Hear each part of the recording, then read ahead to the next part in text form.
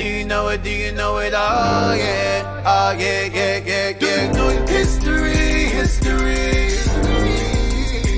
Yeah. Do you know it? Do you know it? Oh yeah, oh yeah, yeah, yeah, yeah. Do you know it? Tell me, do you know it? Do you know it? Tell me, do you know it? Do you know it? Tell me, do you know it? Do you know it? Tell me, do you know it? Do you know it? Tell me, do you know it? Do you know it? Tell me, do you know it? Do you know it? Tell me, do you know it? Do you know it? Tell me, do you know it? History, history. Now we going back. He done on my back for sure. When I let the truth go, we gon' let them know. My people on my back for sure. I hold them down for the road. The Lord Almighty made me. Laws of God, they changed me. We can see the truth now. Got them looking crazy. Man, I'm always searching. Yeah, you hear I'm searching. You hear me, boy, I'm searching. You hear me, boy, I'm searching. You hear me, boy, I'm searching. You hear me, boy, I'm searching. You hear me, boy, I'm searching. You hear me, boy, I'm searching. Yeah. Searching for the road to the way back. We don't know our fathers going way back. Do you know it? Do you know it? Oh yeah, oh yeah, yeah, yeah, yeah. We the chosen people, you say no way. Your enemies been teaching you the wrong way. Searching for the road to the way back. We don't know our fathers going way back. Do you know it? Do you know it? Oh yeah, oh yeah, yeah, yeah, yeah. We the chosen people, you say no way. Your enemies been teaching you the wrong way. Do you know it? Do you know it? Oh yeah, oh yeah, yeah, yeah, yeah. Do you know your history, history, history? Yeah. Do you know it? Do you know it? Oh yeah, oh yeah, yeah, yeah, yeah. Do you know your history, history, history? Yeah. Do you know it? Searching for the road to the way back. We don't know our fathers going way back. Do you know it? Do you know it? Oh yeah, oh yeah, yeah, yeah, yeah. We the chosen people, you say no way. Your enemies been teaching you the wrong way. Do you know it? Do you know it? Oh yeah, oh yeah, yeah, yeah, yeah. Do you know your history, history, history? Yeah. Do you know it? Do you know it? Oh yeah, oh yeah, yeah, yeah, yeah. Do you know your history?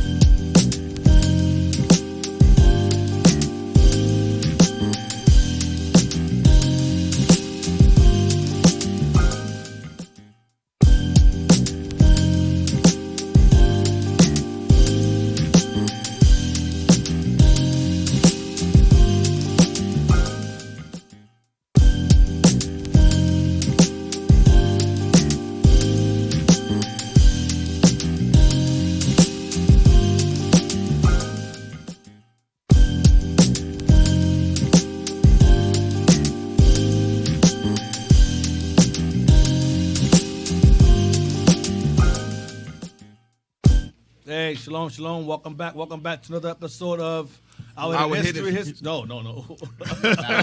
You are now tuned into Our Hidden History. Hidden History radio show. Yeah, we back. Welcome to the episode. Slow bump in the road. Sorry about that. Welcome back. I confused the cast. Welcome back to another episode of OHH. We are gonna revisit last week's classes. I ain't gonna lie to you, man. I was BSing last week. I hate Greek captivity. I despise it. I was, procrastinating, because I knew I eventually had to, how to deal with it. So I'm gonna deal with it. We're gonna revisit last week's scriptures again, and I added some more, so it won't appear to be like a repeat of last week. I went to the ephod. That was cool. I figured why not? For the occasion, Levi's week. Yeah, our praises. Thank you. For the occasion of that, and I believe 2 weeks ago I had made reference to how Edom had pretty much took over Europe and subjugated Italy, took over Greece, and that's how I went into the Macedonians. So I kind of went into some stuff. Alexander the Great's father being a Macedonian, Haman being a Macedonian, which is written in the book of Esther, which is found in the Apocrypha. And I want to also touch on the fact that I referenced videos for y'all to, I guess, should be your homework, because when I go into the history of what takes place after Rome, you guys are going to make sure that you remember this. So the episodes I'm referencing will be Travels and the Travels and the Decline of Carthage, episode 14. King Arthur and the Silurians, King Arthur and the Silurians, chapters 15 and 16. Those chapters represent the beginnings of us inhabiting and taking over areas of Britain and Ireland. And we made those lands our own and took it over and became chiefs and tribes and things of that nature. And those chiefs and tribes eventually became who you know of to be the kings and queens of Europe, that many people believe to be Caucasians, and they were not. And we're going to eventually go into that history in time. That is still a work in progress. That history I enjoy. This Greek stuff, I despise it, because these Edomites do a George Foreman. You know, George Foreman, the boxer, all his kids' names is George. George, and George. And then the Greeks name their kids Ptolemy, the 5th, 6th, 7th, 8th, and it's annoying. The hell is this? I spent a lot of time on that. So, without further ado, let's touch on something I want to touch on really quickly. I made mention about how Esau had taken over Italy. He had subjugated Italy. Really quick, this book right here I always use, and I always make sure everyone sees it, because it's a good book to have. If you're from another camp, or you're within our camp, or if you're a group who are interested in history books or whatever, this book is definitely something that you should look into. Thank you. Bible Atlas, Holman Quick Source Bible Atlas with charts and biblical reconstructions.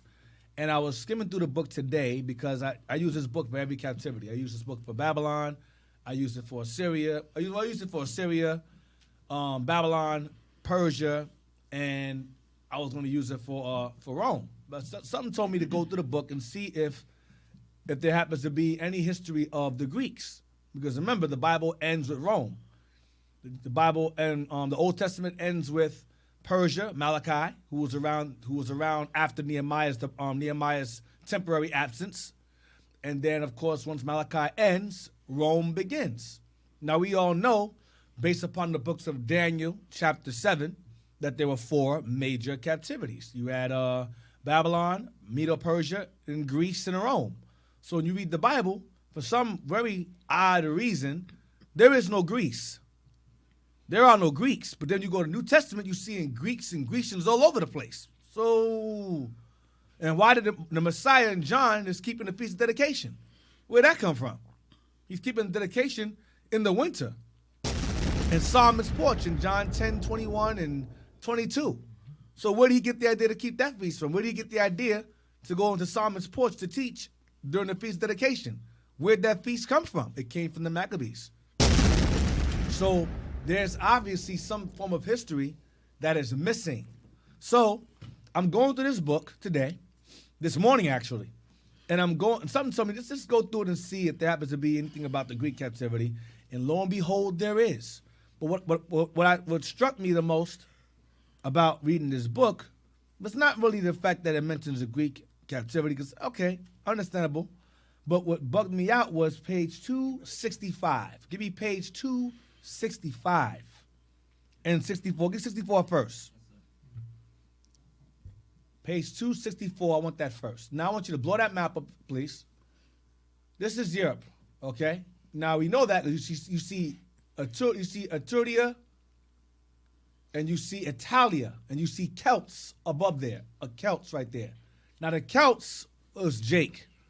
That was us. Remember my class I went over? It was the Celtiberians.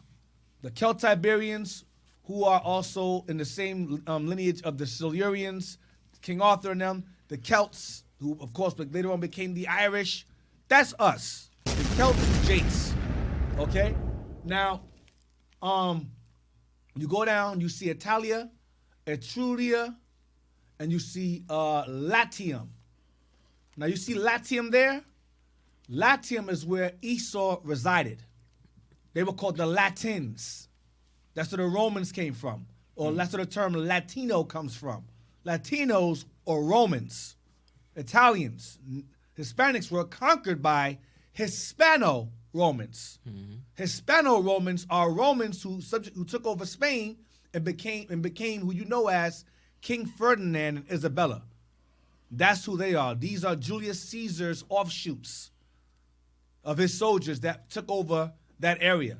Also known as Vandals, okay? Vandals, Visigoths, same people, okay? So Latium is the area in which the Latins or the white Europeans resided. But you had black Europeans, which was Japheth. They had this land first, okay? So you see Latium there, go up again, you're going to see what? Italia, which is Italy, I believe. Italia, which is obviously Italian, Italia, right? So go to page 265 now. This is what I found very interesting about page 265 and the dates that it happens to give regarding certain things. So bring it down some. No, bring it up some. See right there, the top, the rise of Rome. Now I'm jumping ahead briefly, but I want to show y'all how Esau took over. It says, read it. Who's gonna read for me? I got you. It says the rise of Rome. Now look at the date here. It says dates 1000 to 900. That's during the reign of David. The reign of David. Remember, I told y'all that Israel started to spread out and scatter abroad during David and Solomon's reign. Solomon established the naval trading routes and so forth. So we start to sail and travel by sea during Solomon's time. But we already spread ourselves abroad by the time David became king. All right, so that's the perfect time. It's saying question mark because it's questionable. It could be could have happened during the time of either David's time or Solomon's time, or after Solomon's time. Because after David's time, remember, Israel started going to hell off. Right. And then that's when Edom gained power. Remember, we read earlier in the book I brought out before, when Jacob began to lose power, Esau increased in power. All right? He's like a freaking Bizarro of Jacob. That's what Esau. He's the damn Bizarro of Israel, pretty much. The pagan evil version of us. Evil twin. So read that there. Yes, sir. 1000 to 900. 1000 to 900. Questionably. Watch this. Early settlement of Latin tribes on hills near Tiber River crossing. Early settlement of Latin tribes is Esau. Esau living in Europe. It's giving you the time in which Esau may have first arrived in Europe. Now watch this. Read the next one. 753.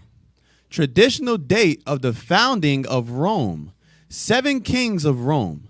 Increasing influence and dominance of Etruscans over Rome. You see that?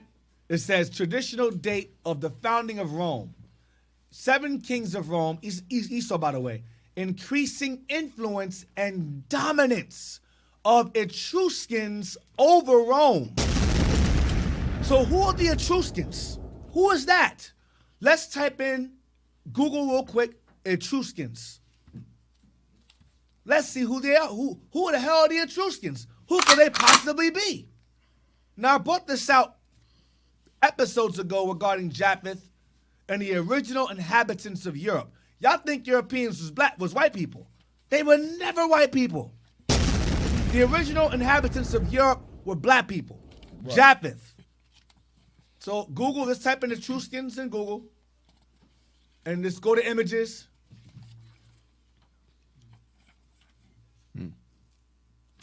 Well, look at that. Let's go to some images, please. Blow this up. Let's see how they look.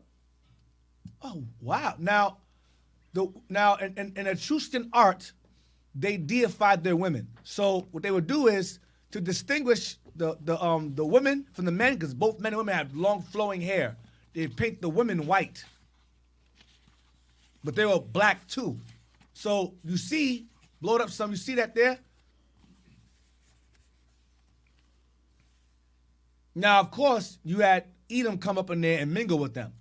But for the most part, originally, they were black. This is Etruscans here. Go on the next image, please. Go out this. There's a certain image I'm looking for. It shows them their faces. Let me see. Go down, go down. One down there, a large face. It's like a large brown face. Go down, go down.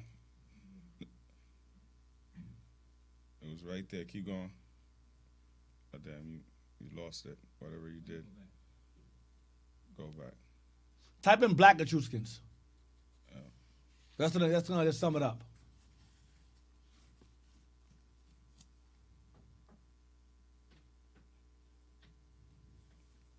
There you go.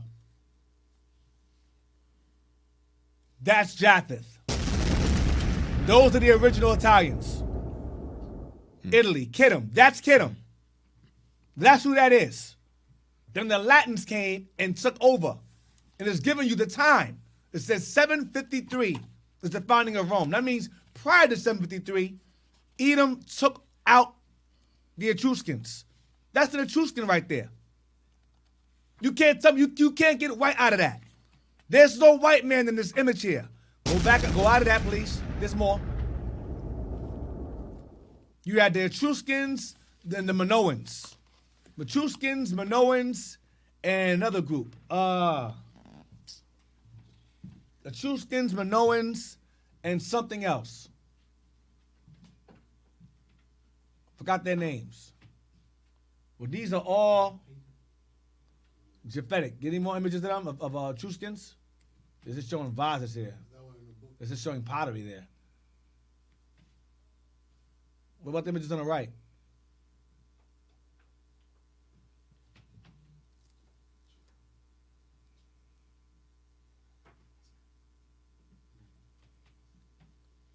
Okay, go back to Etruscans again. Go back to Etruscans again.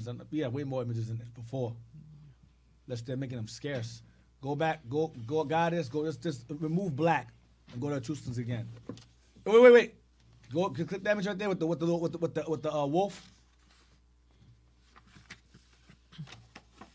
Now this is how the folklore of Rome was founded. You had two brothers named Remus and Romulus. Okay, and they were fed by a jackal. When you watch the movie The Omen plays on this.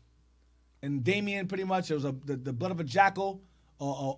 These two little baby boys were Edomites, pretty much, were stranded by their parents, and a wolf or whatever the hell this is nursed them, and they got older. The hell is this? And then Romulus killed Remus and established Rome. Romulus. That's the folklore behind Rome's founding. Get out of this. Whether it's true or not, I don't really care. What I know is that the Latins is Esau. Go up. Go to Etruscans again. Go to the images of them brown. Go to that one right there, the black to the left. Yeah, that one. Click that one. That's an Etruscan. Okay, see how brown this guy is? That's an Etruscan. Okay, this is Japheth. These are the original, that's Kittim. And then Esau came, the Latins came, the white Latins came and pushed them out and forced them further west. And they ended up becoming what? Your Hawaiians, your Tahitians, your Samoans. They became the Javanese people. Then you had Moab and Ammon got pushed over there by Babylon. They ended up mingling with Japheth over there. And then Moab went over there too. Moab and Ammon pushed over there. And then Elam went over there, migrated over there as well. And then Israel got taken over there as slaves. We mingled with them as well. So it's a whole cosmopolitan. It's a damn amalgamation of nations all mingled to one.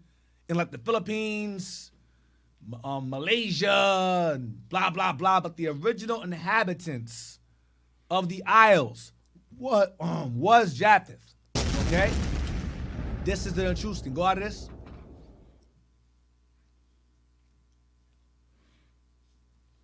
I'm just showing y'all that the original inhabitants of Europe were black people. Black people. Any more? Get that one right there. There, go right there, the face. Go over the one with the face. Go up. There was a website that I showed a whole bunch of them. Click that one again. The black face earlier. Yeah, click that again. Go to the website. Go to the actual site of this. I think someone has a listing of them. Oh, there's the actual web. Let me see. Okay, let me see. Because usually there's a website that show. There we go. Oh, yep. That's it. That's what I was looking for.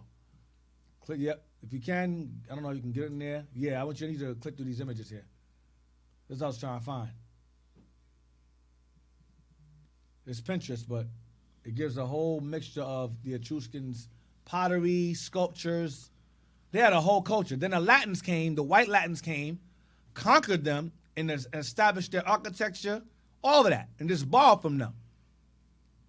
Because Esau has no culture. He just steals things. He comes across a nation, he comes across nations, encounters them, conquers them, pushes them out, and becomes them.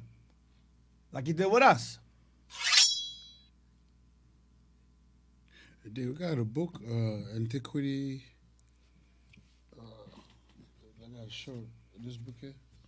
The Black Antiquity. Oh, the bishop into that all the time. Yeah, got some of the pictures, some of the vase. Oh yeah, the vase. That's like the movie Troy with Agamemnon. They got an image in that book. It shows Agamemnon on a vase, and he's black as night. That's Japheth. Some of our arguments say it might be Israel. I don't know. I don't think so.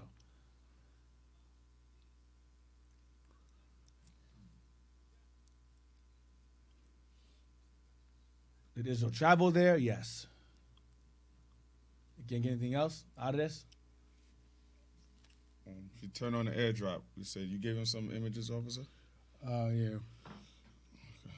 We got some images we could have for y'all if y'all turn on the airdrop. And those are from the same book too. Same book, right? Yeah. Okay, all right.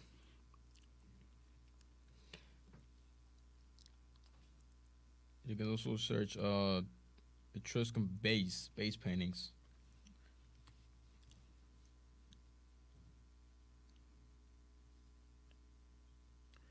Yeah, that makes sure, man, they put their face on those vases because they were like, yeah, I know you're still gonna destroy our images. What book is that? Antiquities? Or you selling something else? What you got, Don? Officer Lacroix. Which one? That's the one we got here you selling? All right. Yeah, it's the one, the same one from your book. Yeah, that's it. That's the one. I only got I only sent 2 pages. Yeah. Okay, what's this? Go down, scroll down. And Go what's to that? the number. Go up. Is it down or you don't have it? Oh, you didn't take the writing. You didn't. There you go. What does it say? Etruscan Load up. vase. Damn, there you go. Etruscan vase. A Negro head. Etruscan vase of Negro head. That's an Etruscan. In the 4th century. 4th century. Look at the date. 4th century. Remember, Alexander was 3rd century. Was right after that. Yeah, you got number 31. These are Japheth. This is Japheth here. Plate 31. Oh, you didn't get the. You didn't get the writing. This is an actual book. Look at this guy. I'm doing this for a reason, y'all. Okay? It says plastic Etruscan vase in the form of Negro head. Look at this. Plastic Etruscan vase. And that was In the form of a Negro. What does it say? In the form of the Negro head, second half of 4th century BC. Second half of 4th century. This is Japheth. That's who this is. That's why I said Etruscan. That's who it is. Hold on a second. Real quick. We'll see something real fast. 1 second. See something real quick.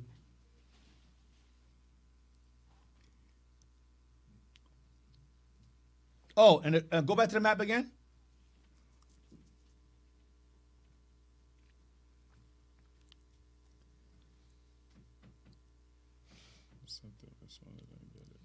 Go up, Italia, right there. See that yellow right there, Etruria. See that, Etruria. Hold on, should I pronounce? Etruria. Etruria is the Etruscans. That's their land there. Etruria is the term Etruscan comes from. They resided in Etruria. Etruria. Same. That's why I said that sounds like Etruscan. It is. Another term for Etruscan. Etrurian. Etrurian or Etruscan. On. And you have Minoans. Hold on.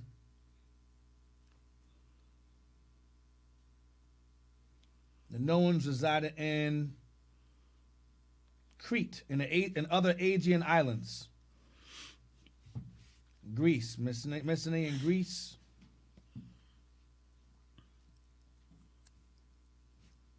One second, let me see something. And that's one of the reasons too, Dig, when you look at all the arts in Rome, they have a lot of black figures. Yeah. And they don't explain it, but they know why. Yep. They know these people outdates their existence in that land. Yep. And that they are antiquity too. Yep. You know, but they dominate against us. Why should they give any reverence to these people? Type in Minoans in Wikipedia. You're going to go to Minoan civilization. M-I-N-O-A-N. M-I-N-O-A-N civilization, Wikipedia.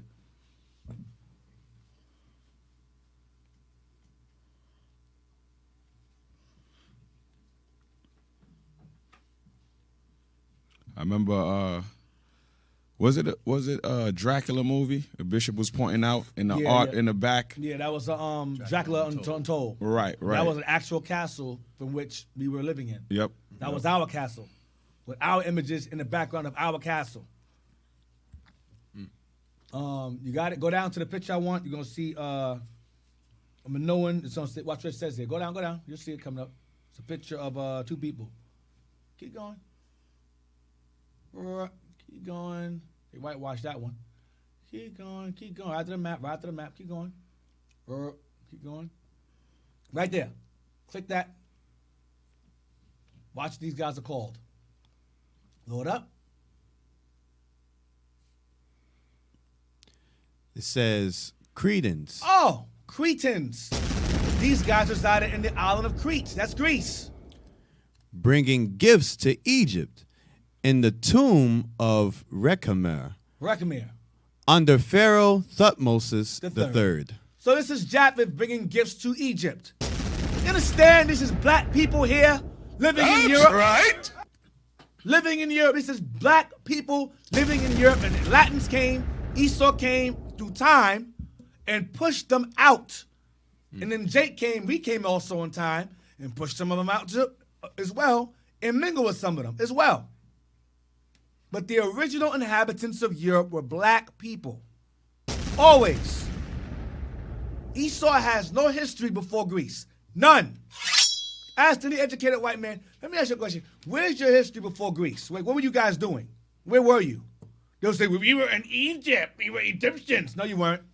Egyptians are black. Delusional? Do you suffer from a mental illness? Right.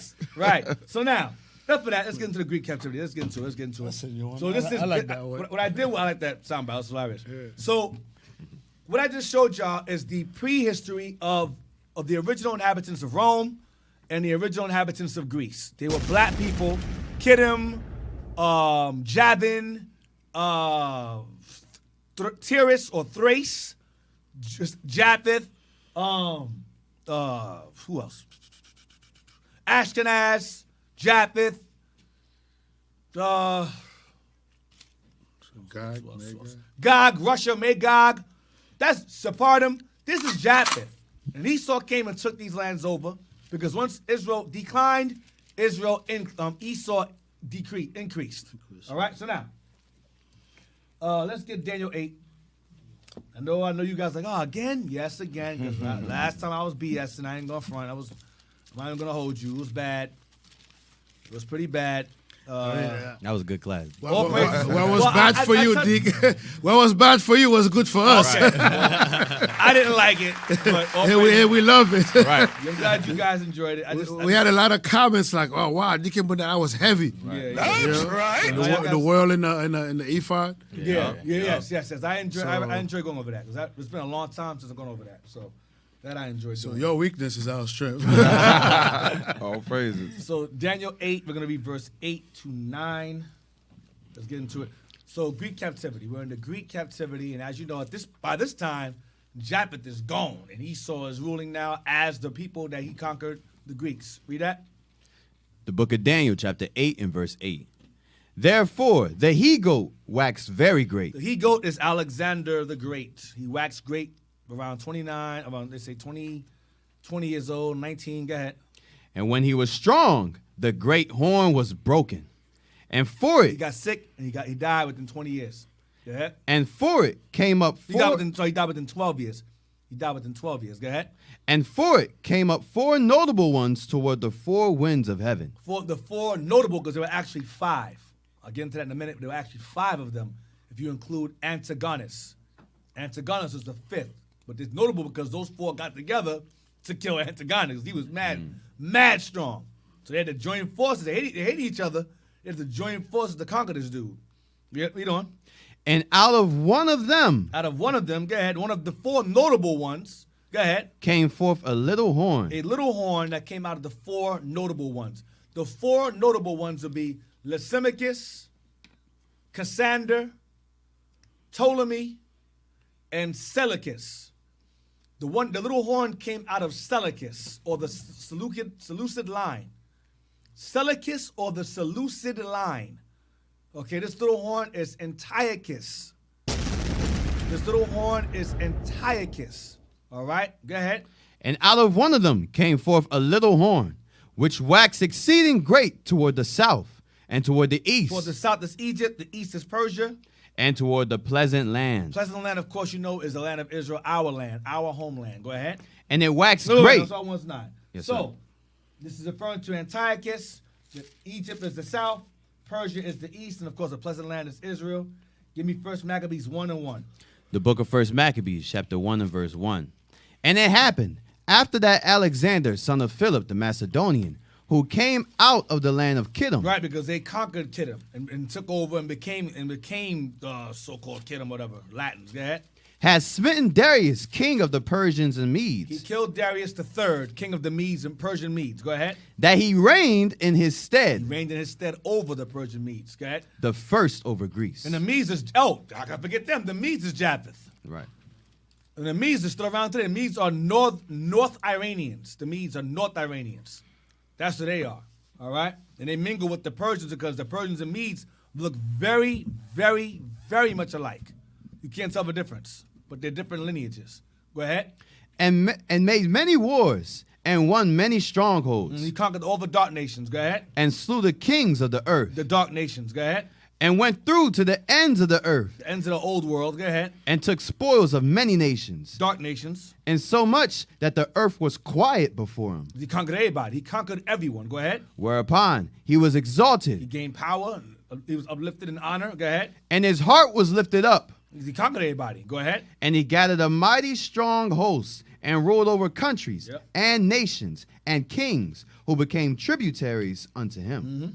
And after these things he fell sick, and perceived that he should die. The great horn on the he-goat broken. Go ahead. Wherefore he called his servants, such as were honorable, The four notable ones, or the five, you include Antigonus or Antigonus, that'd be the five. Go ahead. and had been brought up with him from his youth, Uh-huh. and parted his kingdom among them while he was yet alive. Right, those five. Go ahead. So Alexander reigned 12 years, and then died. He reigned 12 years, so he conquered at 20, died at 32, and then it's 4 or 5 until they conquered the fifth one. So you don't really count him. They took over his possessions, his lands. Go ahead, and began to fight over them. Go ahead. And his servants bare rule, every one in his place. And after his death, they all put crowns upon themselves. These four notable ones put crowns, but they all became kings of their own, of the realms he took over, and divided among themselves. Watch this. So did their sons after them many years. We're going to go into this. Jesus Christ. Their sons, after them, put on crowns as well, and blah, blah, blah. Go ahead. And evils were multiplied in the earth. And when this nation came into being, evil multiplied. There was already evil on the earth as it is. But when these guys came into power, evil increased. It multiplied more. Because this man is the border of wickedness. He's the devil the Bible speaks of. So when he's around, he's ruling, evil multiplies. Right. No, it's undeniable. Read verse 10 now. Verse 10. And that's probably one of the reasons why they're trying to say the Apocrypha is not Yeah, canon. we're going to get into that. Yep. We're going to get into that in a few seconds. Go ahead. And there came out of them a wicked root, Antiochus, surnamed Epiphanes. Epiphanes means God manifest. But this man was insane. He believed he believed that he was God on earth. So he called himself God manifest. And others refer to him as Antiochus Epimenes, meaning the madman. Yeah. Antiochus the mad, the nutcase. Epimenes, they called him. But he called himself Antiochus Epiphanes, meaning God manifest on earth. Quick question, Yeah. Deke. Would you say Job 9:24 is different time period, different captivities, or relating to one particular one? Like as we reading right here, It's going into when they started. the world So has now. given to the hands of the wicked. It's going into now. They didn't stop ruling. Right, The right. Greeks and Yep. Greco-Romans, and then Spain, and then Portugal. and Yep. never So in stopped. other words, all the period of times where they slaughtered, they killed people, Job 9:24 pertains. Yeah, all pretty much. praises. Yes, sir. Now, all nations are wicked. I'm not going to sit up here and make it a black and white thing. Mm-hmm. All nations, but this nation, the Bible says that evil multiplied when right. they came into Yep, rulership. yep. Because they're the worst of the worst. Yep. And that's why when you read about them in Malachi, the wicked, the W, is capitalized. Right. Yeah. It's a They're border. the main ones. Border. It's the main one, Meaning the beginning and the end of wickedness. The Bible says. So now, First Maccabees 1:10 talks about Antiochus. We read that in Daniel 8. That little horn was going into this guy right here, Antiochus Epiphanes. Now, did Daniel 8:10. The book of Daniel, chapter 8 and verse 10. And it waxed great, even to the host of heaven, and it cast down some of the hosts and of the stars to the ground. So read again. And it waxed great, The it is the little horn. It waxed great. Go ahead. even to the host of heaven, Even to the host, meaning the host of heaven is referring to Israel. Go ahead. and it cast down some of the hosts. The host of heaven is referring to the priests, the Levite priests. They're the host of heaven because they're the ones that do with the Lord directly through the sacrificing and things of that nature. So they're the host of heaven. That's what it's referring to, the priests, the Levites. Go ahead. And of the stars to the ground. The stars is the nation of Israel as a whole. Okay? As a whole. Go ahead. And stamped upon them. And stamped what upon them? Hellenization. They Hellenized us, meaning they Europeanized us. Now, to prove that the stars, or host of heaven, is Israel, because somebody's saying, oh, you know that, you're making things up. You're pulling it out of your behind. That's a lie, right? Give me real quick. Shut your black lips. Give me Genesis 37, verse 5, regarding Joseph's dream that he told to his parents regarding stars, to point out who the stars he sticks. Did the Greeks go into space and stamp on stars, literally? Is that what it's going into? No. Did he go and he stamp on planets? No. It's figurative, symbolic, and allegory regarding the stars he cast down. The book of Genesis, chapter 37 and verse 5. Remember, the Most High said that Israel is above all nations upon the earth. So that's why God calls Israel stars. Where are stars? They're above us. Genesis 37, verse 5. Genesis chapter 37, verse 5. And Joseph dreamed a dream, and he told it his brethren, and they hated him yet the more. So Joseph, these are our forefathers, the 12 patriarchs, and Joseph being the youngest of the 12 patriarchs, he was loved and favored by his father Jacob. And for that, being a good boy and being favored, his brothers, our forefathers, unfortunately, hated him. So on top of the hatred they had for him, he would have dreams and visions. So read verse 5 again. Or what verse you were in? That was verse 5, yes, Read sir. again. Verse 5.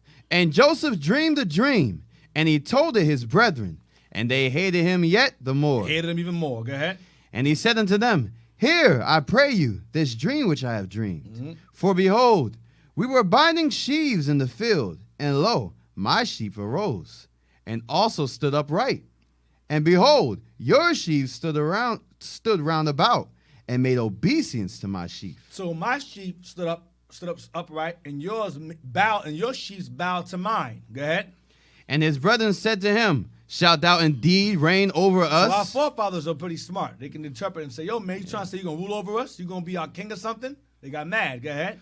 Or shalt thou indeed have dominion over us? Watch this. And they hated him yet the more for his dreams and for his words. They hated it. This dude's disrespectful, man. We already don't like you. Now you're going to have these damn dreams about you being our king? Go ahead. And he dreamed yet another dream. Damn, let's add an insult to injury. Go ahead. And told it his brethren, and said, Behold, I have dreamed a dream more. And behold, the sun and the moon. Behold, the sun and the moon. Go ahead. And the 11 stars made obeisance to me. And the 11 stars made obeisance to me. Who are the 11 stars? His brothers. Who's the sun? His father. Who's the moon? His mother. But here's heavy part, about that part. The father is the sun, and the mom is the moon. Which light is greater? The sun is. Yep. That's right. Runs the house. Damn. That's the greater light and lesser light. Then the 11 stars are the smaller lights, subject to those great lights. Dang. 11 stars are his brothers. If you count him as 12. Go ahead. Verse 10. No, it says made obeisance to me. Go ahead. Yes, sir. Made obeisance to me. And he told it to his father. Watch, he told his father, watch this. And to his brethren. And his brother, go ahead. And his father rebuked him. So if father didn't like that, say, hey man, listen man, you're being disrespectful. Because that's his father now, go ahead. And said unto him, What is this dream that thou hast dreamed?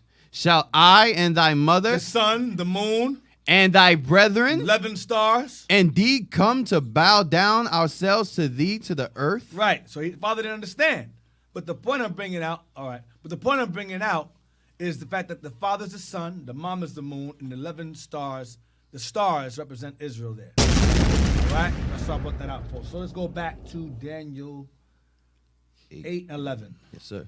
The book of Daniel, chapter 8 and verse 11. You also read about that in Revelation 12, the woman with the 12 stars, the crown of 12 stars in her head, clothed with the sun and the moon. All that goes back to Genesis. That's where John got it from, Genesis there, okay? The book of Daniel, chapter 8, verse 11. Yeah. Yea, he magnified himself, even to the prince of the hosts, and by him the daily sacrifice was taken away. Right, so read 11 again, I'm sorry. Yea, he magnified himself. The he is the little horn, go ahead. Even to the prince of the hosts. The prince of the host is the host of heaven. That's the Levite priest. Watch this, going to say it. And by him the daily sacrifice was taken away. Why? Because he took away or corrupted the hosts of heaven, or the prince of the hosts, which would be the Levites, that did sacrifice that dealt with the Lord directly. He corrupted the priests. And once that was done, the stars fell too, because the Levite priests were the leaders of us. Go ahead. And the place of his sanctuary was cast down. And the temple was cast down. It was defiled, disrespected. Go ahead. And Read on. And an host was given him against the daily sacrifice. The host is still dealing with the Levites. Once again, that's the host. Go ahead. By reason of transgression. By reason of what? Transgression. Because they sinned against the Lord, they started becoming what? Hellenized. I said earlier, he stamped upon them. Stamped what upon them? Indoctrination. He indoctrinated them. Doctrines of what? Of Greece. Europeanizing the people. And he had to influence the leaders first, which would be the Levites, of course, and then eventually what ended up happening? Israel fell suit. That's why Nehemiah was blasting the elders first, the priests, because they were the leaders during that time. So the white man said, okay, you guys are the leaders, we got something to do. I got something for y'all. And then he started with Levi, the temple and so forth, defiled their holy sanctuary and their leaders, then it'll just trickle down. Domino effect. Go ahead. And it cast down the truth to the ground. And by doing so, the truth, the commandments of God, was cast down to the ground. Go ahead. And it practiced. And it mean the wickedness, the transgression, the sin practice. Go ahead. And prospered. And it spread. It spread. It spread among our people. That's 12, right? It's end of 12? Yes, sir. So I want. Now, get me 1 Maccabees 1, verse 11. The book of 1 Maccabees, chapter 1 and verse 11. In those days went there out of Israel wicked men. They went out of Israel, wicked men. Go ahead. Who persuaded many, saying, Let us go and make a covenant with the heathen that are round about us. Why? Because of the influence that the Greeks brought. They brought the money, they brought the bribery. The priests are saying, hey, you know what? Shoot. Bring the women. Bring the women, the fame. Hell yeah. Hell yeah. Okay, boy, ain't no way. Right, ain't no way, boy. Read again. In those days went there out of Israel wicked men who persuaded many, saying, let us go and make a covenant with the heathen that are round about us. For since we departed from them, we have had much sorrow. Right, we're better with them than without them. Go ahead. So this device pleased them well. Then certain of the people were so forward herein that they went to the king, who gave them license to do after the ordinance of the heathen. Whereupon they built a place of exercise at Jerusalem. I think I broke this thing. Oh, I'm not paying attention to you. I'm not paying attention to you reading. Go ahead, read Verse 13. Read 11 again, please. I'm trying to fix the top. Go ahead. Read Verse 11. In those days went there out of Israel wicked men who persuaded many, saying, let us go and make a covenant with the heathen that are round about us. Like a covenant with the heathen. I went over this last week about the Isaiah 28:15, covenant with death. Go ahead. For since we departed from them, since departing from the nations, separating from the nations, go ahead. We have had much sorrow. We're not happy. Being with the nations makes us happy. Remember Nehemiah, Nehemiah said, separate from them. But during the time of the Greeks, what do we say? Being separate from them, we're not happy. We want the heathens around us, like we are today. Go ahead. So we reverted right back to the evil Nehemiah and Ezra had cleansed and reformed. We're back at it again in Greek time. Go ahead. So this device pleased them well. This plan pleased Israel well, wicked Israel well. Go ahead. Then certain of the people were so forward therein that they went to the king, who gave them license to do after the ordinances of the heathen. Who gave them license to do after the ordinances, the laws, the customs, the culture of the heathens, of the so-called white man, the Greeks, the Europeans, Edomites, biblically. Go ahead. Whereupon they built a place of exercise at Jerusalem. They built a gym next to the temple. They built a gym next to, historically, next to the temple, or a gymnasium. The word gymnasium means a place to be naked. That's what it means. Gymnasium. Place to be naked. The naked place. Damn. Go ahead. According to the customs of the heathen. According to the customs of the Greeks. Go ahead. And made themselves uncircumcised. Now, how you do that? Can you put the skin back on? No. Meaning we made ourselves heathens. We became Greeks because the Greeks were uncircumcised. That was their culture. We made ourselves like them, uncircumcised. Go ahead. And forsook the holy covenant. Going back to us making ourselves what? Uncircumcised. Go ahead. And joined themselves to the heathen. And joined ourselves to the heathen. We began to assimilate or integrate into the Greek culture and fashion and language. This is more than This is more than adaptation. This is straight up integration, assimilation. That's what this is. I can't even say integrate because integrate means two things coming together and they remain individual. That's not integration. This is assimilation, where one thing merges into the other and may become one. That's assimilation. We begin to assimilate into Greek society. Okay, read on. And were sold to do mischief. Because we made money. We sold out. We sold to do mischief. Because rewards came behind this evil. Fame, fortune, women, power, wealth. So, let's get into it. Let's get real quick. I want you to get me second Ezra real quick. I'm a sidebar for a moment. I'm gonna take out what you'll see them doing. Y'all gonna figure it out. What are you going to second Ezra 7 for? That's Persia. Yeah, it is. But I want something out here that's very important. Second Ezra 7, 28 and 29. I went over this during the time of the Persian captivity, but it's important. Watch. The book of 2nd Ezra, chapter 7, verse 28. Bring it out. For my son Jesus shall be revealed with those that be with him. My son Jesus, the Messiah, shall be revealed with those that be with him, meaning the disciples. Watch this. And they that remain shall rejoice within 400 years. Those who are around when my son's revealed in his disciples, it will be 400 years after you, Ezra. So when you examine the history of Ezra, the Persian captivity in Rome, it's 400 years. 400 years after. So the Bible's, this is accuracy right here, right? From Persia to Rome, we're talking 400 years, right? Watch this.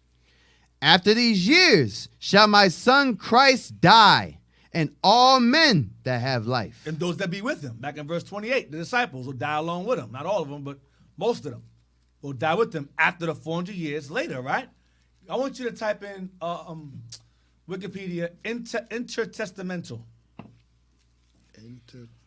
Inter-testamental. That's not a Negro word. That's right not a there. Negro word. Negro word at all. I have a feeling this word is going to take us there.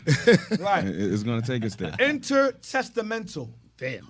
Because, see, the white man's not going to tell you that the Apocrypha is canon. He'll use other fancy words. I came across this word last night when I was going over my class, working on my class. And then I came across this word in this Bible Maps and Charts book I showed y'all earlier about how Esau or the Latins took over Etruria or took over Europe, period. So, Zoom in a little more. did I type it in correctly? Intertestamental? You're missing an S. I may have to. Intertestamental. Intertestamental. Yeah, you got it. Or go down to period. Go down. Yes, period. I Yeah, want that, yep. yes. That's what I want. Timeline. I want you to go to Wikipedia, click that. There we go. Now remember what we just read. Remember what we just read about Esdras. For till Ezra, 400 years, my son Christ shall appear, and those that be with him. Read this, please. Load us up. I don't need that left side. Move it over. All right. If you can't, it's fine. Just read that. The intertestamental period. The intertestamental period means what? It means in between testaments. What testaments is it in between? The Old and the New. What period is between Old and New? Watch. Read this. Or Deuterocanonical. Deuterocanonical period. It's all right. It's not what we normally use. Or the Deuterocanonical period. Okay? So remember, the Protestants are the ones who are responsible for removing the Apocrypha out of the Bible. They were responsible for it. And the Catholics, or Orthodox Catholics, upheld it as sacred. But what happened was, during the time of, like, I guess you say the Dark Ages, the Catholic Church was pretty much the enemy of us for ages. From the time of Roman Empire to the time of Spain, Portugal with the Inquisition, all the way into the time of King James. You had a thing called the Gunpowder Plot. The Gunpowder Plot was a plot in which the Catholics or popish persons were plotting to have King James translators blown up inside the building where the Bible was being translated so it could be published for everyone to read on their own. Because the Catholic Church had dominion over Britain for many years. And when you go to church, the Catholics had it where you had to learn, they had to open the Bible open, and they would teach you. You couldn't have the Bible on your own. You had to learn from them. They had to have the Bible open, and they would teach you themselves. King James said, why? It's to be published for all to read it. We're all Christians, right? Why only the Catholic have a Bible? No. So King James hated the Catholics. And King James did not believe that the Apocrypha was sacred or holy as the Catholics believed, which it was. The Catholics had that right. Esau had that right. And the Jake Spawn behind him had it right. But the King James, being a Christian, the Christian that they were in that era, they rejected the canonicity or the canonicity of the Apocrypha. They deemed it as books of edification and understanding, but they didn't deem it as how you say, genuine as the Old and New Testament. That's why when you go into your King James Version Bible, it has the Old Testament. Let me show y'all. It says books of the Old Testament here, and then it says books of the New Testament here, and it has the Apocrypha in the middle, because it's separate from it's separated from the two. Because really, the Apocrypha is part of the Old. It's part of the Old, but they said no. We're going to put it in the Bible, but it's separated. Because they didn't believe that it was sacred as the Catholics upheld it to be sacred, even though it is sacred, based upon what we're reading here. Okay? So Dick, is that why the pastor says the Apocrypha is in the Bible, but not of the Bible? Yes. Hell is this? So they refer to it as the inter-testamental period or the in-between testament. That's how they put it in between the new. That's why the Apocrypha is in between. The table of So it's contents the is in devil, between the man. old and new. Read that, please. The intertestamental period or deuterocanonical period is the period of time between the events of the proto-canonical The books proto-canonical books is going into the Old Testament. Go ahead. and the New Testament. And the New. The time between the Old and New Testament. Go ahead. Traditionally, it is considered to cover roughly 400 years. Whoa, whoa, whoa, whoa, whoa, whoa, whoa. Hey, pull up. Pull up. Pull up that. Pull up that. Traditionally, it's considered to cover what? It is traditionally it is considered to cover roughly 400 years, Spanning what time? spanning the ministry of Malachi to the appearance of John the Baptist in the early 1st century AD. That's from Persian captivity to Rome. That's from Ezra to Christ and the disciples. Right. 400. Let's go back to Ezra 7:28. So read that In again, 400 man. Can we years. do that again? Read 7:28 again. Read that again. Second Ezra, chapter 7 and verse 28. For my son Jesus shall be revealed with those that be with him, and they that remain shall rejoice within 400 years. Intertestamental period. 400 years he's going to show up. Go ahead. After these years After those 400 years, go ahead. Well, after that time period, go ahead. shall my son Christ die, In the years he shows up, which will be 400 years from now, he'll show up and he'll be killed. Go ahead. and all men that have life. And the disciples following him will be killed as well. Not all, but most. Now, go back to this now.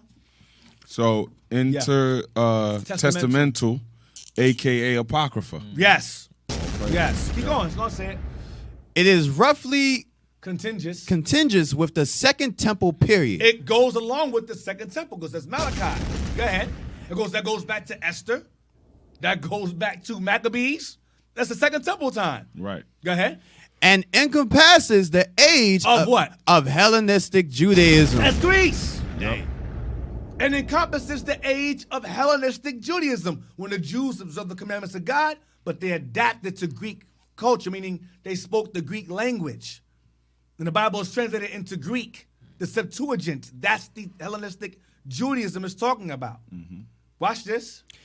It is known by some members of the Protestant community as the 400 silent years. The 400 silent years. Why? Because it was a span where no new prophets were raised, and God revealed nothing new to his people. After Malachi, where the prophets at? Where they at? Where they go? That's So they call it the 400 silent years. That's the period where the scripture talks about a famine of the word. Right. But you had, remember, later on, the Lord raised up the Hasmonean family and so forth. This is after that. Go ahead. Remember, they said we should wait here until a prophet shall arise and tell us what to do. They didn't know what to do. Go ahead. Many of the deuterocanonical books accepted as scripture by Roman Catholicism. Deuterocanonical books is called the Apocrypha. Click that link, please. It should say it. Yep. Scroll down. Oh, go back. Go up. That's What are we right reading? Tobit, Judith. This is the Esther, 1st, 2nd Maccabees, Solomon, Sirach, Baruch, letter Jeremiah. This is the Daniel, 1st Ezra, 2nd Ezra, prayer of Manasseh, Psalm 51. That's two though. That's madness. Psalm 51 is madness. 3rd Maccabees is a repeat of 1st and 2nd. 4th Maccabees, Odes is madness too. But those are called pseudographical books. But notice the King James translators left in the proper books. Left in 2nd and 1st Maccabees. 3rd Maccabees, the Ethiopian Jews, the Phalashas, we had 3rd Maccabees, which repeats 1st and 2nd Maccabees, so that's not really a problem. But 4th Maccabees is insane. I read that. That's madness. Got that. The point is that deuterocanonical is a fancy word for apocrypha. Or what? Intertestamental. It's the same thing. That's right. Go ahead. Accepted as scripture by Roman Catholicism and Eastern Orthodoxy, were written during this time. Go ahead. Watch this. This is This is also the time when many pseudographical works were produced. Right, that goes into your 4th Maccabees, Book of Enoch, your Jasher, your Psalm 151. That's pseudo, mean false writings that came after that. So the King James translators is like, this is BS. And that was scrapped.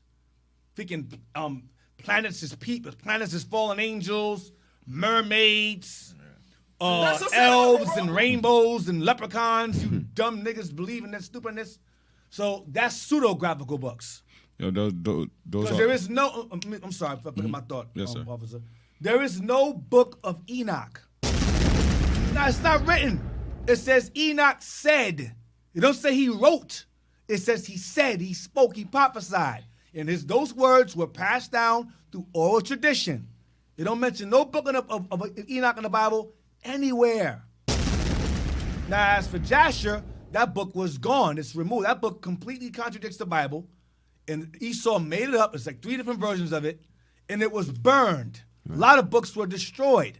During the time of Babylon, when they destroyed it, the Greeks destroyed it. It was burned. The Bible went through numerous destructive periods. So that's why Christ said, real quick, Revelation 2. Hold fast that which I have till I come. Christ said, what you have now, hold fast till I come. You have enough books right now in your Bible to teach you how to keep the commandments, be saved, and live. That's it.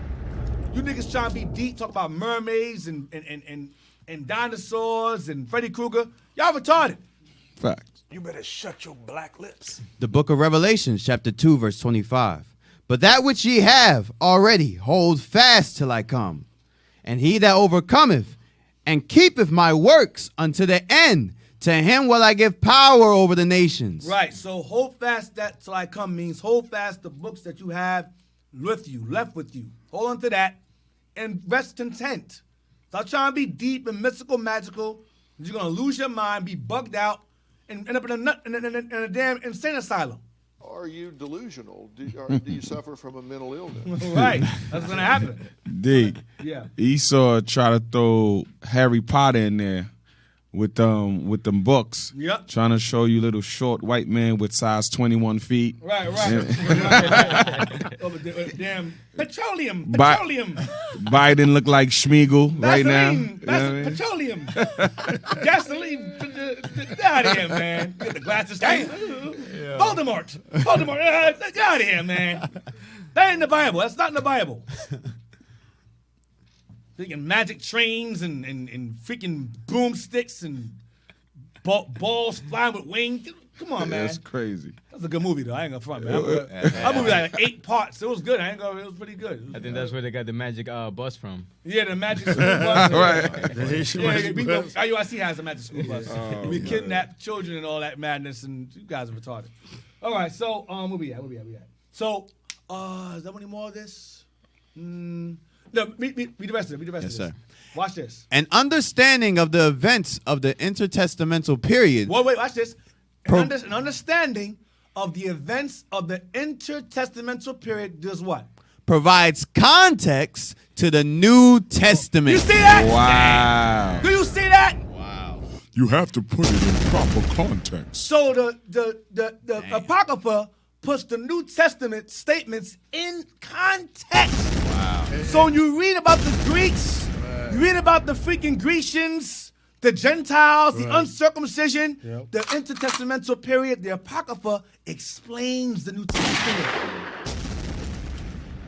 It explains what it's talking about. The Apocrypha is a necessity. That's why they said. That's why the King James translator said, we believe in the Apocrypha, but we don't hold it as sacred as the Catholics do. But it is edifying because it bridges the gap between the old and the new. That's why in the table of contents in the KJV, it's in the middle. Because it bridges the gap between the old and the new. It also contains... It's the intertestamental. Also contains the Greek history. Yes, it contains the history that Daniel spoke about in Daniel 7. The leopard. And that's a big and history. Daniel 8. To understand the New Testament. You have to know the Old Testament to understand the New. The Apocrypha brings the New Testament in proper context, man. I don't don't need no more. That right there is a bomb in itself. I didn't know that was even there. That's right. Hey, y'all lucky this mic is on the stand, or else would have been dropped already. Saying y'all. Got plaster this and bring this out to camp. Right. So let's go back to first. Let's go to first. We stopped at first Maccabees. 15. Verse 15, yes. Let's First go to- Maccabees let's go to- 11, 15. Let's go to second Maccabees 3-1. Let's get into it. What time is it now? 2:33. So take a break. I don't want to, man. I'm going to get into this thing. You're on fire, Dick. Give me 10. 2:33. Give me 10 minutes. Before you go on break. 'Cause I'm not. Some of y'all are like, yo, man, don't stop. I don't want to stop either. I'm actually excited for this topic. Second Maccabees 3 and verse 1. The book of Second Maccabees, chapter 3 and verse 1. Now remember, I said to y'all earlier that the third Maccabees, which is not really an apocrypha, it's just pretty much a recap of the first and second. That's all it is. Which is found in the Ethiopian Bible, which has the apocrypha, but it also contains pseudographical writings as well within it. So the King James Version Bible, being the best there is, not the oldest but the best, contains the accurate books. So when you read Second Maccabees is the introduction really to what takes place in First Maccabees. It's like a recap. So like, for example, Genesis 10, the recap of Genesis 10 is Genesis 11. The recap of Genesis 1 is Genesis 2. Genesis 2 tells you what the Lord, how he rested and this and that, and it gives you details of what happened in chapter 1. Like we read about, let us make man in our own image. That's chapter 1. Then it says he made the rib, all that. That's not in chapter 1. That's in chapter 2. Right. 2 elaborates on 1. Likewise, 2 elaborates on 1. Genesis 11 elaborates on, that's how it became the city of Babel. Why they called Babel for? Because Genesis 11, the languages were confounded. So Genesis 11 elaborates on Genesis 10. Genesis 2 elaborates on Genesis 1. Second Maccabees elaborates on First Maccabees. Hope you understand. And Third Maccabees elaborates on both. So it's kind of a waste of time. All right? So Second Maccabees 3-1. The book of Second Maccabees, chapter 3 and verse 1. Now when the holy city was inhabited with all peace, and the laws were kept very well, because of the godliness of Onias the high priest. So Onias was the high priest during this time. Onias was the high. This is before, not Athaius. This is before the Antiochus came in and defiled the temple. This is before we was going into madness. During Onias' time, we were in complete righteousness. Onias the high priest. Go ahead. Because of the godliness of Onias the high priest and his hatred of wickedness. He kept Israel in line. This is the line of Ezra and them. Ezra, Joshua, he's in that line. Okay? High priest, go ahead. It came to pass that even the kings themselves did honor the place. Now, hold on a second. Before you go there, let's focus a little bit on Onias. This is Onias the priest. This Onias the priest is Onias the third. There was the first, there was a second. This is the third Onias. Onias the third. Okay? Now, real quick, give me Sirach 50-1. Real quick. So this guy right here is Onias the third, and he is the son of Simon the second.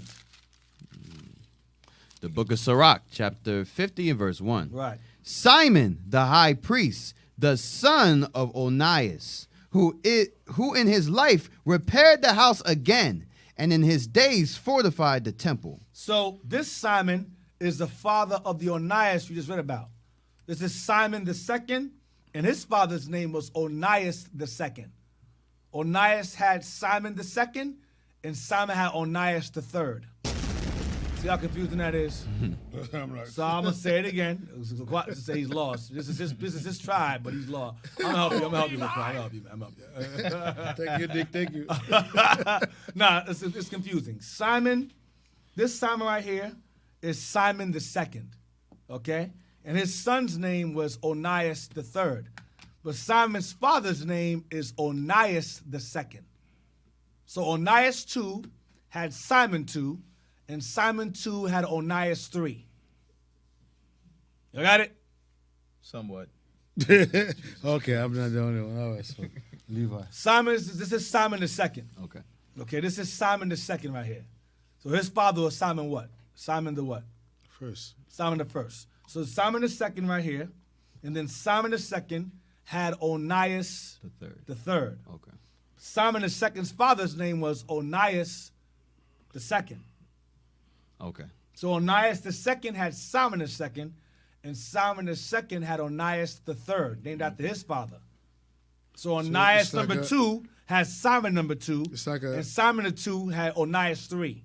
Got you. You think that's confusing? We're taking to the Greeks. That ain't shit. So it looks I'm just getting started in confusion. Y'all gonna be up in here doing crack at the while. it's like grandfather, father, great Right, grandfather. we did the same thing pretty much. This is simpler. That's nothing. This is nothing to me. This is simpler. Damn. When you get to the Greeks, it's gonna get real bad. This is my last SH. I'm sorry, but that I hate it. That's how much I hate it. So I'll say it again. So Simon the high priest was around during the Second Temple period. He helped fortify it and so forth in this time period, following after Ezra and Joshua and Ezra. This is Simon the second, the son of Onias. Onias, he's the son of Onias the second. And then he had a son, Onias the third. Okay? That's who this is. So go back to Second Maccabees again. Yes, sir. 3 and 1 again. 2 Maccabees, chapter 3 and verse 1. Now when the holy city was inhabited with all peace, and the laws were kept very well, because of the godliness of Onias the high priest, Onias, son of Simon. Go ahead. and his hatred of wickedness. And it came to pass that even the kings themselves did honor the place and magnify the temple with their best gifts. Right, so he was kept so righteous that even the heathens came to offer their best gifts. Go ahead. And so much that Seleucus. And so much that Seleucus. Remember I told you before, the 4 notable ones. You had Ptolemy, Cassander, Lysimachus, and Seleucus. This guy comes from the line of Seleucus, or the Seleucid line. Seleucid line. Go ahead. And so much that Seleucus, king of Asia, Go ahead. of his own revenues, bear all the costs belonging to the service of the sacrifices. So Israel was in such righteous order, even the heathens gave us props and funded our sacrifices and so forth and revenues. Because we was in order. We were impressive. This shall be your wisdom and understanding in what? In the sight of the nations. Deuteronomy 4, verse 6. All right? So, Seleucus, king of Asia. This Seleucus, king of Asia, is Seleucus the Fourth, Philopator. Seleucus the Fourth, Philopator. You gotta remember that name, because I'm gonna go back to it later on in history, later on in the series. Seleucus the Fourth, Philopator. Philopator means love of the father. Philo, as in pedophile. A phile means lover of children. That's what pedophile means. Damn. It's a bad example, but that's what it means. Or a philanthropist. You're a philanthropist.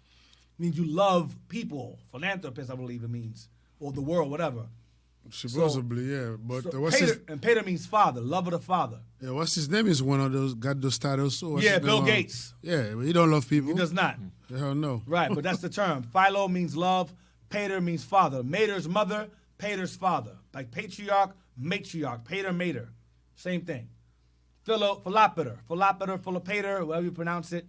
I don't really care to pronounce it. That's the term. That's their titles. So Seleucus the Fourth, Philopator. Seleucus the Fourth, Philopator. Okay? Go to Daniel 11. Let's go to Daniel 11, verse 4. I'm gonna help shout y'all out, man. He asked me this, help you out, brother. You asked me this yesterday. I said no. I'm gonna go over it today. Daniel 11. The book of Daniel, chapter 11 and verse 4. Yeah. And when he shall stand up, his kingdom shall be broken, and shall be divided toward the 4 winds of heaven. He shall stand up, as going back to that he-goat, where the horn was broken. It's Alexander again. And what? His land shall be divided into what? Toward the 4 winds of heaven. Divided by 4 notable ones. Okay, go ahead. And not to his posterity. Because he was a homosexual. He left behind no children. Alexander had no children to leave behind his his lands. He conquered. Go ahead. Nor according to his dominion which he ruled. And they did not rule according to how he ruled, because he ruled peacefully. He ruled, conquered, and he didn't bother Israel. But his men and their children would bother us and fight over our land or portions of it, and we get caught in between. We get caught in the middle of it. We got caught in the middle of it. Go ahead. For his kingdom shall be plucked up, even for others beside those. Meaning the four beside his own posterity and his own dominion, his own rules. They would change those things. The four notable ones would change those things Alexander had set forth in the beginning when he was alive. Now verse 5. Watch this. And the king of the... Like I said before, you think that Simon the second thing and Onias, the third thing, was a confusion. No. This gets way worse. Go ahead. And the king of the south shall be strong. The king of the south is Egypt. That's the Ptolemies. The Ptolemies ruled Egypt. They're the kings of the south. Not T.I. Okay? It's not T.I. It's not Luda. The king of the south in this context is the Ptolemies. Go ahead. And one of his princes. And he shall be strong above him and have dominion. His dominion shall be a great dominion. That's it. Read verse 5 again. Yes, sir. And the king of the south shall be strong. The king of the south is going into Ptolemy. Ptolemy first Soter. Ptolemy the first Soter. That's what it's referring to. That's one of Alexander the Great's generals, the four. Ptolemy the first Soter. Go ahead. And one of his princes. One of his princes is Seleucus the first Nicator. So you had Ptolemy the first Soter. That's the king of the south. And Seleucus the first. Remember, earlier we read about Seleucus the fourth. Philopator. This is his great-great-grandfather, Seleucus the first. Nicator.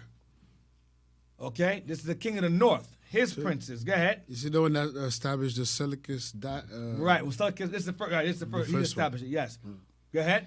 And he shall be strong above him. So Ptolemy will be strong above Seleucus. Go ahead. And have dominion. His dominion shall be a great dominion. Right. It'll expand. Go ahead. And in the end of years, they shall join themselves together. So these two guys, Ptolemy's line and Seleucus's line, would join together. They would make an alliance. Watch this. For the king's daughter of the south. So the Ptolemy's daughter of the south. Now, when you go into this history, what time is it? Y'all ain't remind me. It's 2:46. Oh, now y'all remind me. Oh, thank you. After I figured it out, y'all remind me. Thank you. I'm gonna finish this first, and then we'll take a break. This is a lot to process, even for me. So it says joint forces. So Ptolemy the first. It says. So the king of the south is Ptolemy the first, Soter. I better write this down. And the king of the north, his princes there, is Seleucus the first Nicator, king of the north. Okay? What happened? What you laughing at? I'm sorry, D. Go ahead. I'm sorry. We'll let you. Yeah. Okay. All right. So Ptolemy the first is king of the south.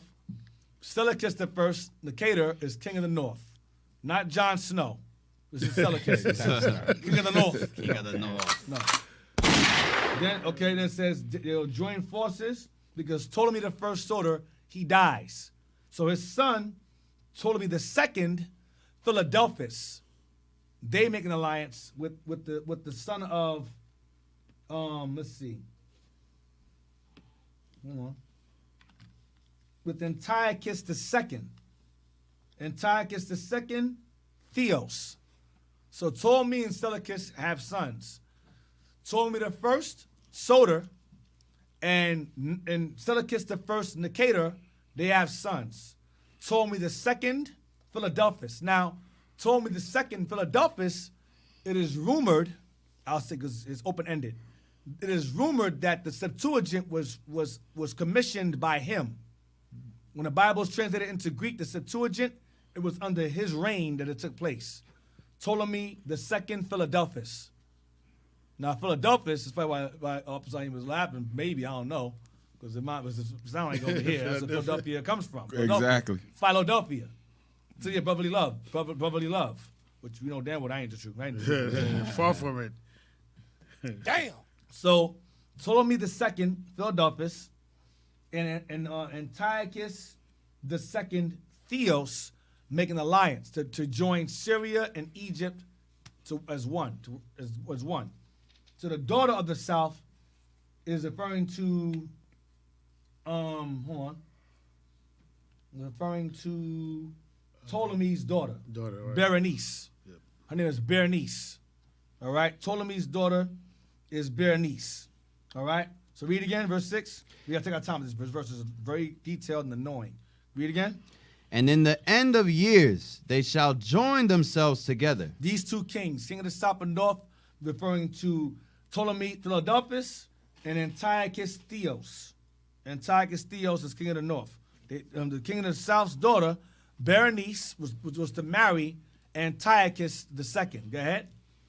For the king's daughter of the south shall come to the king of the north. Berenice shall marry Antiochus II, Seleucus the first son. Go ahead. To make an agreement. To make an alliance to join Syria and Egypt together as one. Asia Minor as one. Go ahead. But she shall not retain the power of the arm. She will not retain, but Berenice will not maintain the power of her husband's rulership because she was going to die.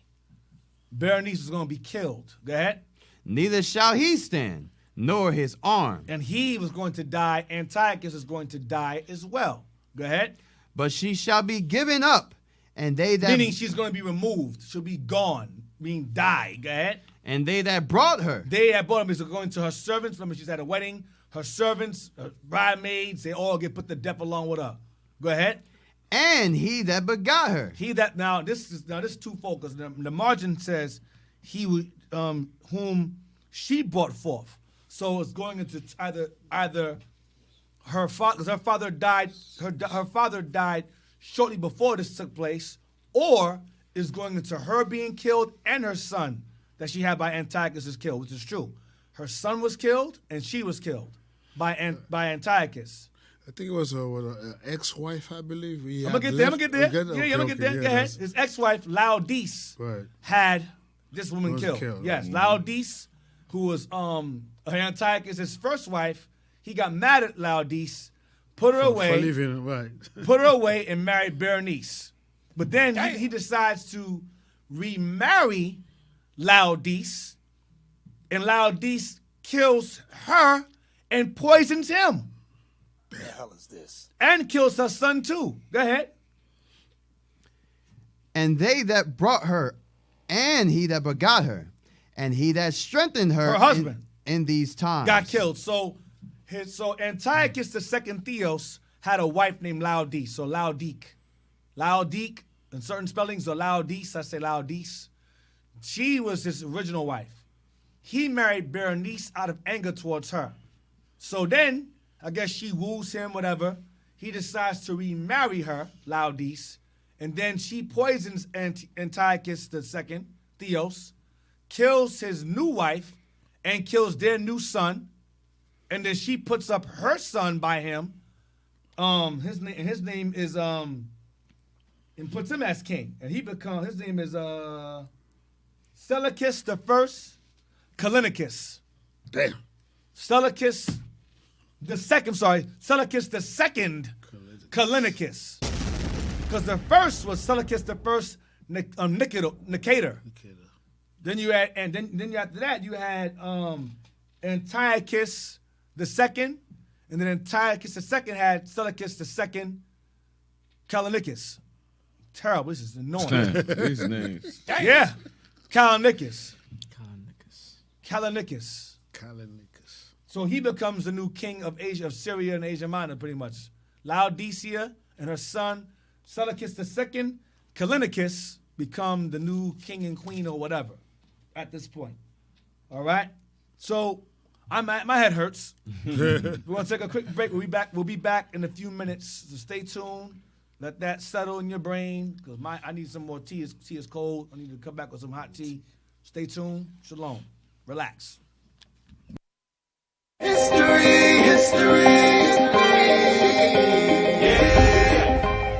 Israel, no son Christ bless. Deacon Adon here of IUIC Philadelphia.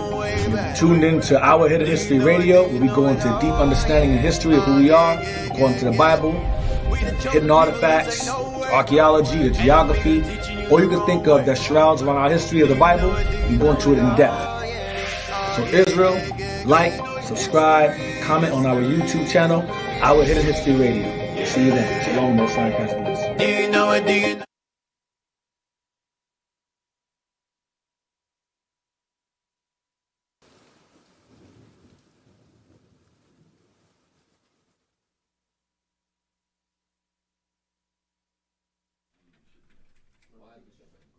Okay, guys, we're about to start in a few minutes. Please settle down. I hear a lot of talking. Everybody's textbooks should be open. Settle down, settle down. Okay, class, welcome to Biology 102. My name is Professor Michael Jerenkin, and today we're going to be discussing the different components of the cell unit. All right, please open up your textbook to page 214, diagram 1B, okay? And today we're going to discuss the different structure of the human cell. Who can show me or discuss and explain thoroughly the different structures, the 4 components of a human cell? You? I don't remember, sir. Okay, anybody else? Okay, well, okay. You have to write this down, guys. Write this down.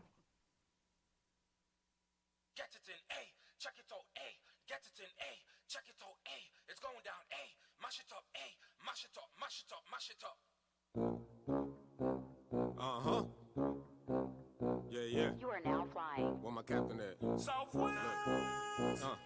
Wake up, moon outside, it's a party. Hop up, dedication, it's a party. The can't destruction, it's a party. Too loud, too lit, move with the body. Bible with the pins in a black bag. Dance, dance, dance, dance, dance real fast. Zonovan book, yeah, I got that.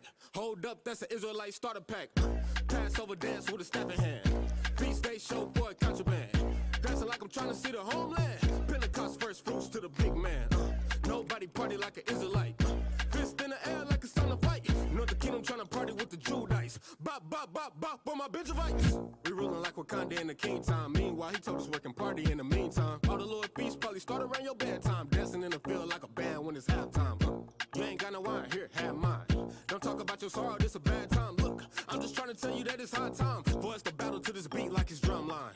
Wake up, moon outside, it's a party. Hop up, dedication, it's a party. The can't destruction, it's a party. Too live, too lit, move with the body. Wake up, moon outside, it's a party. Hop up, dedication, it's a party. The can't destruction, it's a party. Too live, too lit, move with the body. Dance floor time, just move up your body. Don't get loose and groove on the body. Bruise, wine, and Bacardi. If you're not turn up, then you are granddaddy. We living in the truth. We full up at the style and we dripping with the juice. And me with the most I choose, make me happy, so me dance and sweat till me slipping in me boots. Yeah, party and in a party we have fun and a dancing where we a dance till we see the sun. Party where we a party and have fun, and we not go left the party till it done.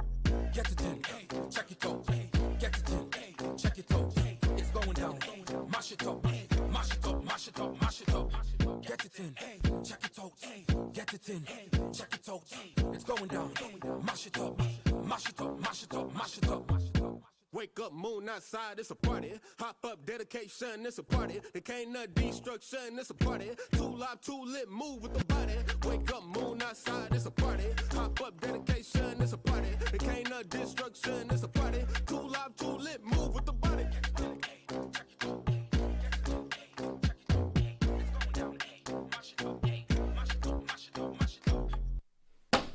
Wake up! Gentlemen, this is a grad school program. This is not high school. This is not elementary school. I expect all of you to be fully awake and attentive. Matter of fact, everyone is dismissed, with exception to you, young man. Listen, I don't know what you were doing if you were partying all night. However, you need to be awake for this class, all right? Check it out. You better get it in and focus, or your grades will go down. You understand? You're dismissed.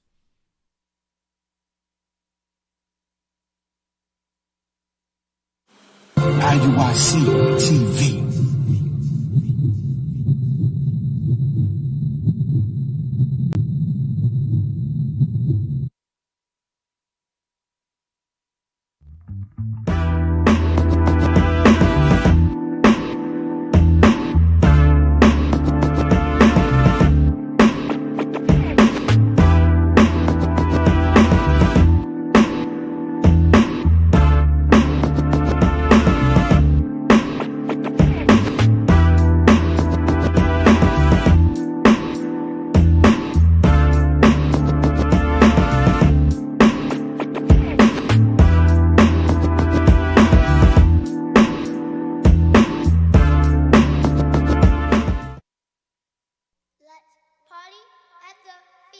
Reverb sound.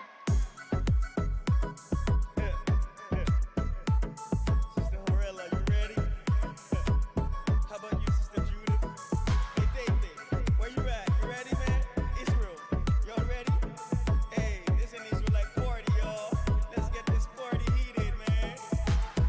Jodi a konnen nous toute la pral fêter. Loi bon Dieu konnen c'est ça n'a pratiqué. C'est moment côté vin ensemble m'amuser. Tout coutume monte ça bagay nous rejeter.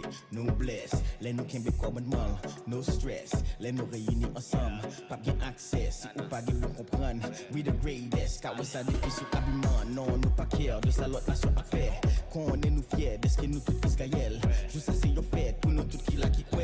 Pour aller danser, pour aller chanter, pour aller manger et remercier Dieu. Sous qu'on a petit Jacob ou doit quitter. N'importe qui côté où il est royaume faut au Québec. Songez bon Dieu qui fait nous tout qui là yon promesse. Northern Kingdom is a feast day. Let's celebrate. It's a party. Southern Kingdom is a feast day. Let's celebrate. It's a party. Northern Kingdom is a feast day. Let's celebrate. It's a party. Southern Kingdom is a feast day. Let's celebrate. It's a party.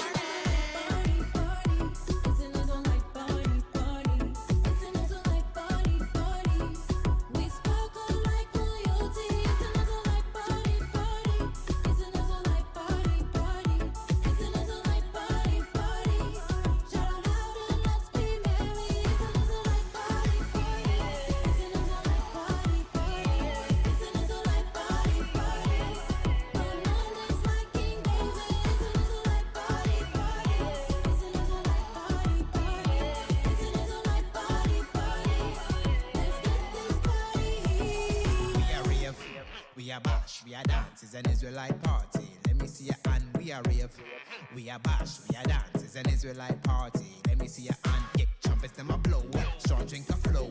It's a feast day. I'm excited to know, sir. We are keep the law, and we never pause. Give praise to the King for a brand new start. Food I look right and smell nice. We are eat good at the feast. That's right. Garment look fresh. Yeah, we look right. Step up in a line, I bust a dance one time. Fit it in your feet, move to the beat. This type of song make you jump out your seat. Style so nice, yes, style so sweet. This how we do it when we turn up on the feast. Northern Kingdom is a feast day. Let's celebrate. It's a party. Southern Kingdom is a feast day. Let's celebrate. It's a party. Northern Kingdom is a feast day. Let's celebrate. It's a party. Southern Kingdom is a feast day. Let's celebrate. It's a party. It's an Israelite party, party. It's an Israelite party, party. We sparkle like royalty. It's an Israelite party, party. It's an Israelite party, party. It's an Israelite party, party. Shout out and let's be merry. It's an Israelite party, party.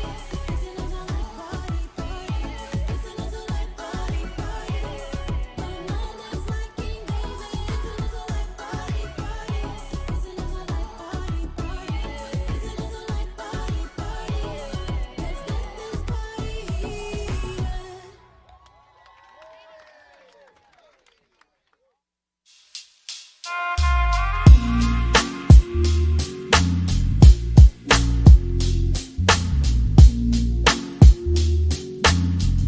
Sacrifice was given to the 12. It's time for y'all to pull your head out the ass and wake up.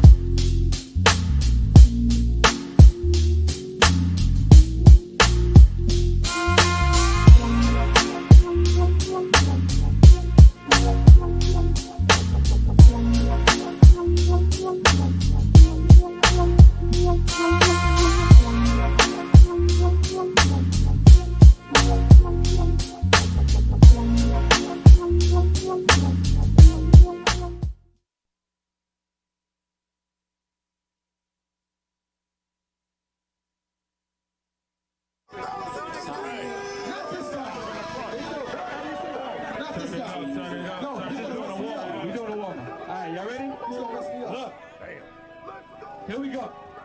Put the ceiling fan on, make this shoulder drop, drop. Hey, hey, hey, there you go. Here's it like a helicopter. Hey, hey, one time, y'all. Hey, cut the ceiling fan on, make this shoulder drop. Hey, hey, hey.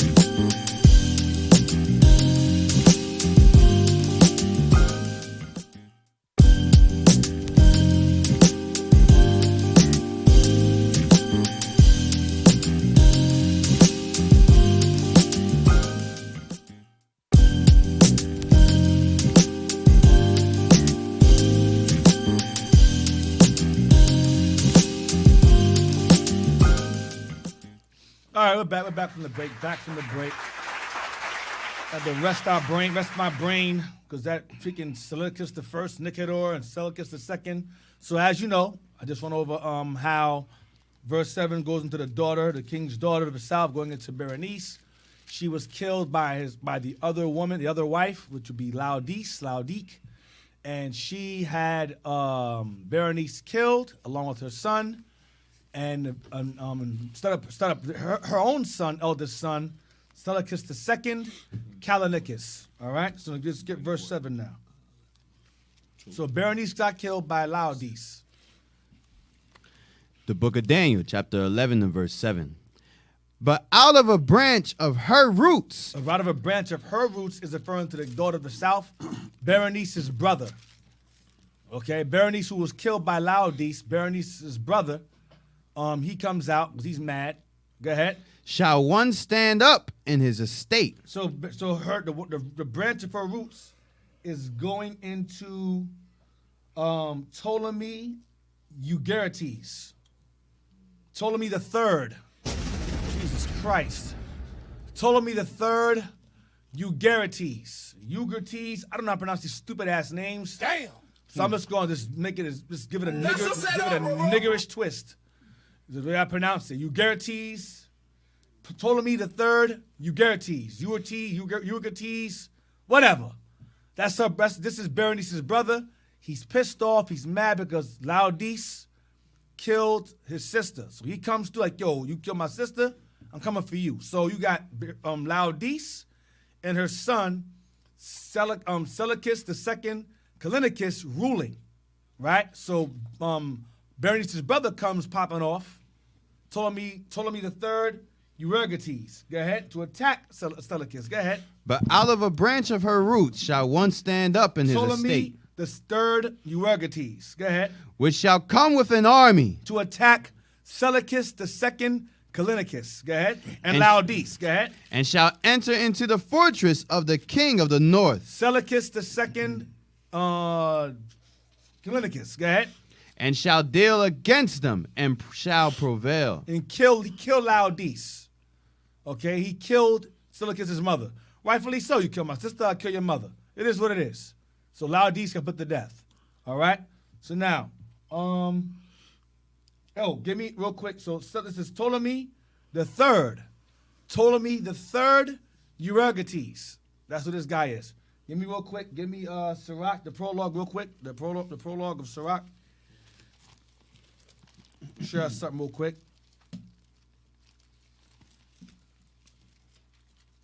Ecclesiasticus, the prologue, that's the very beginning. Yes, sir. Hold on. Let me show you where to go. I'm not reading all of that. I'm tired. Read where it says, wherefore let me entreat you to read it with favor and attention. The first paragraph or the second one? Paragraph. Just listen, man. Just look where find where it says, wherefore let me entreat you to read it with favor and attention. Wherever you find that, so I want you to start from. Oh, the second. I see it. Yep. Addicted. Thank you, sir. You got it? Yes, sir. Wherefore, let me entreat you to read it with favor and attention. It is the book of wisdom or Sirach. Go ahead. Or Ecclesiasticus, book of wisdom. Go ahead. And to pardon us, wherein we may seem to come short of some words, which we have labored to interpret. Right, those interpreted. Go ahead. Translated. Go ahead. For the same things uttered in Hebrew and translated into another tongue have not the same force in them. Go ahead. And not only these things, but the law itself and the prophets and the rest of the books have no small difference when they are spoken in their own language. Watch this. For in the 8th and 30th year coming. In the 8th and 30th year. In the 38th year. Go ahead. Watch this. Into Egypt. Coming into where? Into Egypt. Coming into Egypt. Watch this. When Euergetes, same Ptolemy. Go ahead. Was king, and continuing there some time, I found a book of no small learning. This one, Sirach. Go ahead. Therefore, I thought it most necessary for me to bestow some diligence and travail to interpret it. So this is translated during the time of the Greeks when Ptolemy Euergetes VIII was ruling. This book was done between 170 to 116 BC. So this is Ptolemy the 8th, Euergetes. Remember, earlier, Berenice's brother was Ptolemy the 3rd Euergetes. This is Ptolemy the 8th Euergetes. So the Sirach took place during the time, or just translated during the time of this guy's reign, the 8th. All right? Between 170 to 116 BC, in between that time frame. All right? Going backwards. So we're talking about, so is that 44 years? No, not 44, 50, 54, whatever, man. I ain't doing math. 54 right? years. Yeah, 54 years is 60, whatever, man. 54 years, man. 54 Yeah, years. 54 man. years. 54 years. 54 years. Yeah, I'm right. 54 years. So that's the time I was translating. 54. I like to read. I don't like math. English is my subject. All right, so let's go back. Daniel 11 and 7. 54 years. 54. Euergetes was the 8th Ptolemy. Right. It's Ptolemy the 8th Euergetes. We read about Berenice's brother. He was the 3rd Euergetes. The book of Daniel, chapter 11 and verse 8. And shall also carry captives into Egypt their gods. Right, it's going into what he would do. He would conquer. Ptolemy the 3rd Euergetes would do what? Read again. And shall also carry captives into Egypt their gods. Right, bring their gods of Syria, of Seleucus, Callinicus, their gods, conquer them. Go ahead. With their princes, and with their precious vessels of silver and of gold.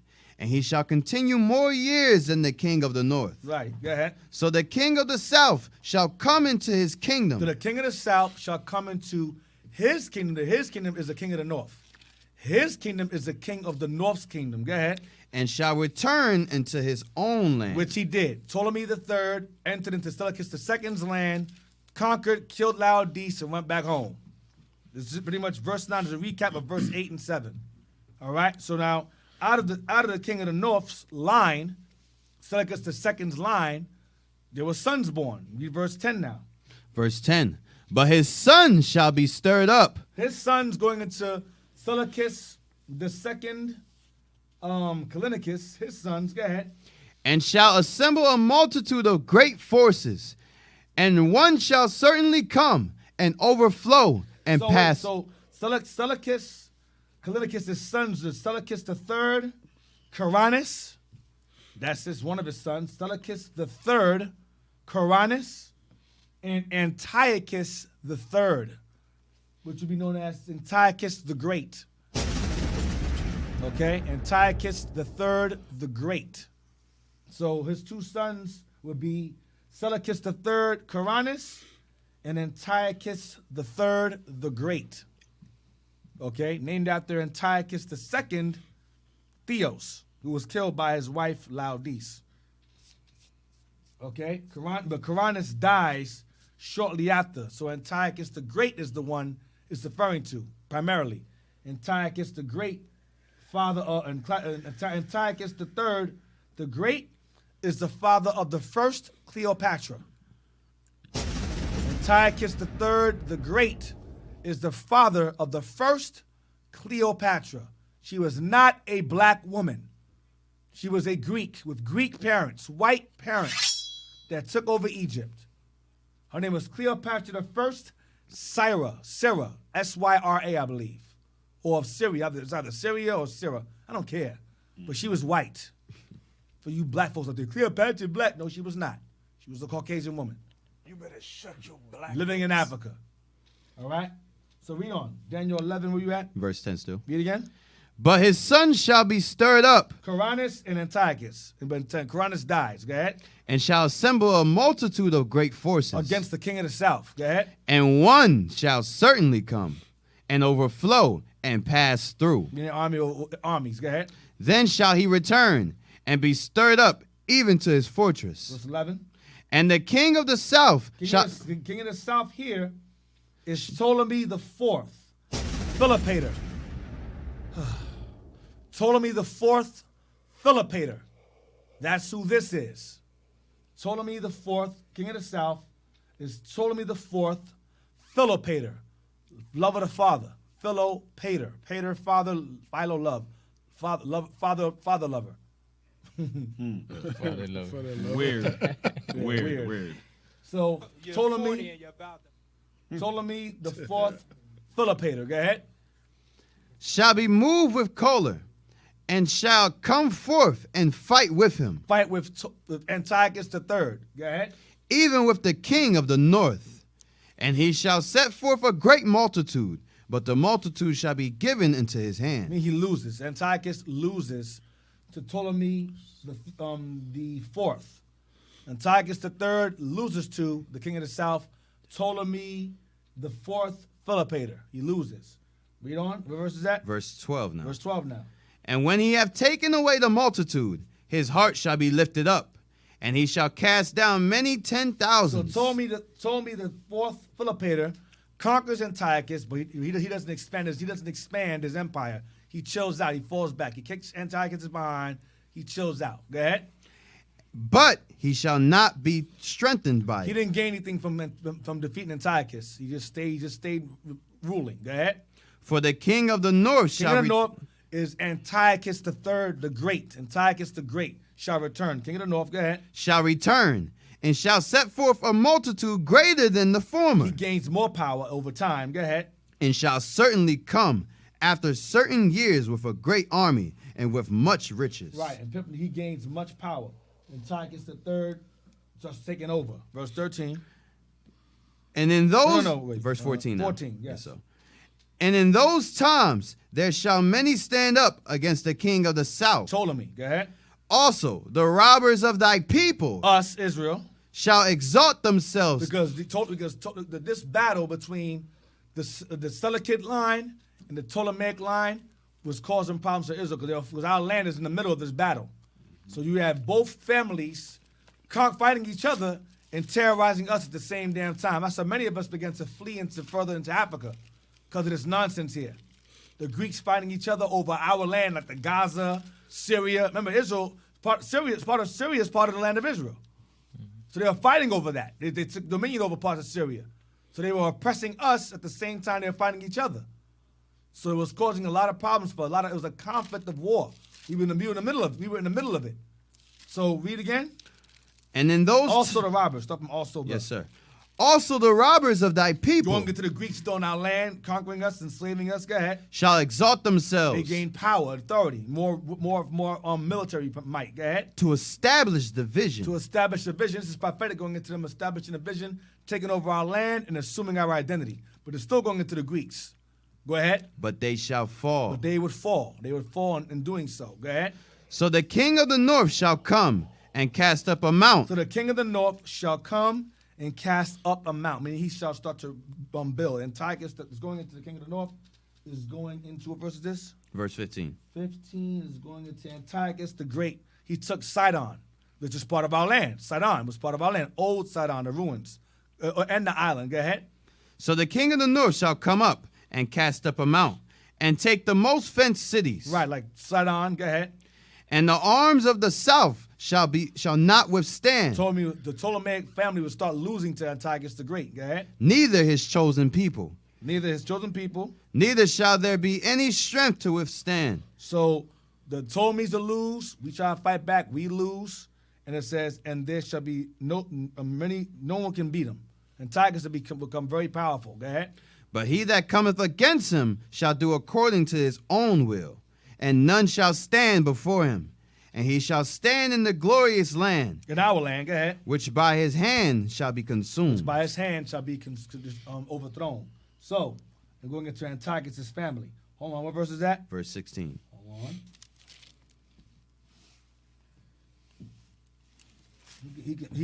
When he conquered, Antiochus conquered, I forgot that part. Antiochus conquers Egypt.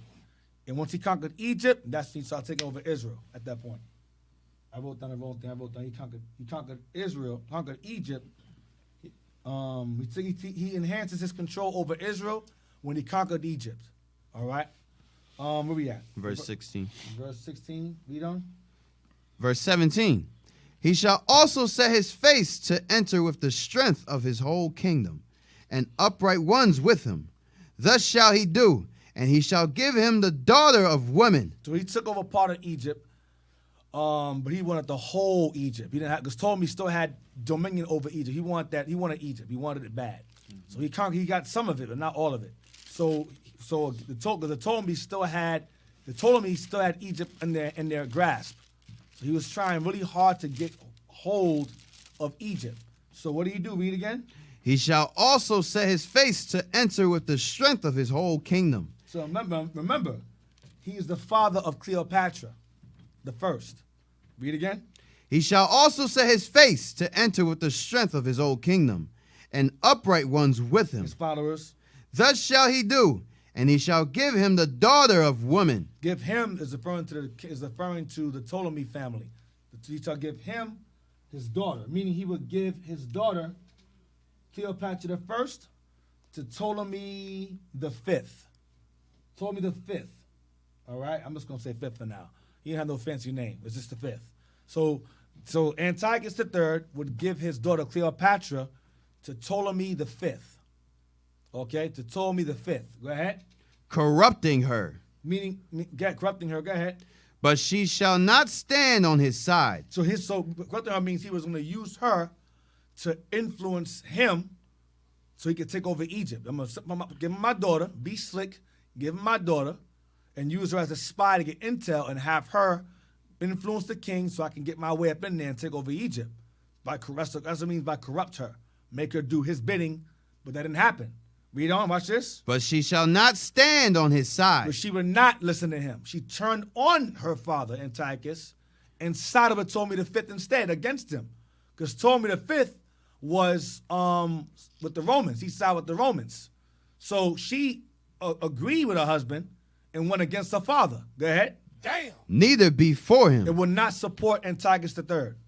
So his plans of trying to infiltrate Egypt or taking it over through his daughter, it failed. It failed. So that didn't work out for him. This is Daniel giving a detailed explanation of kings before they were even existing. Daniel wrote this during the time of what? Daniel 11 is during the time of the third year of Darius the Mede. He wrote this down. First year, thank you, of Darius the Mede. He wrote down the history of the freaking Seleucid Greek families in detail, and their daughters and kids and sons. This book is crazy. All right, what was that? We just finished 17. Read on. Verse 18. After this shall he turn his face into the isles. He'll start attacking. So he left. So I'm gonna go conquer someplace else. I can't get Egypt all the way. I'm gonna go somewhere else. Go ahead. And shall take many. And take many coastlands. Go ahead. But a prince for his own behalf shall cause the reproach offered by him to cease. So a prince will rise up and stop him, because he tried to go other places he didn't belong. So a prince will rise up to stop him. Going into who? A Roman ruler. Going by the name, sound familiar? His Roman commander's name was Lucius Cornelius Scipio. Who's that sound so familiar? Scipio. Yeah, Africanus. Scipio Africanus' his brother. The Scipio Africanus' his brother who conquered Hannibal. All right, read again. After this shall he turn his face into the isles. Isles that don't belong, that were Roman territory. Go ahead. And shall take many. But a prince for his own behalf shall cause the reproach offered by him to cease.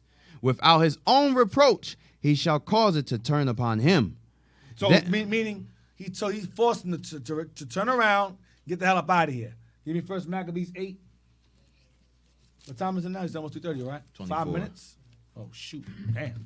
We're gonna finish this real fast. First Maccabees chapter 8, verse 1. We're gonna read to verse 7.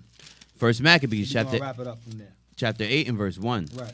Now Judas had heard of the fame of the Romans. The Romans, go ahead. That they were mighty and valiant men, Uh-huh. and such as would lovingly accept all that joined themselves unto them, and make a league of enmity with all that came unto them, and that they were men of great valor. It was told him also of their wars and noble acts which they had done among the Galatians, and how they had conquered them and brought them under tribute, and what they had done in the country of Spain for the winning of the mines of the silver and gold. Right, because the Romans conquered Hannibal. That's Scipio Africanus. Okay, Scipio Africanus conquered Hannibal and them, and once the Romans conquered Hannibal and them and took over the mines of Spain, they became, the wealth they acquired from Hannibal's defeat made Rome the Roman Empire. Go ahead.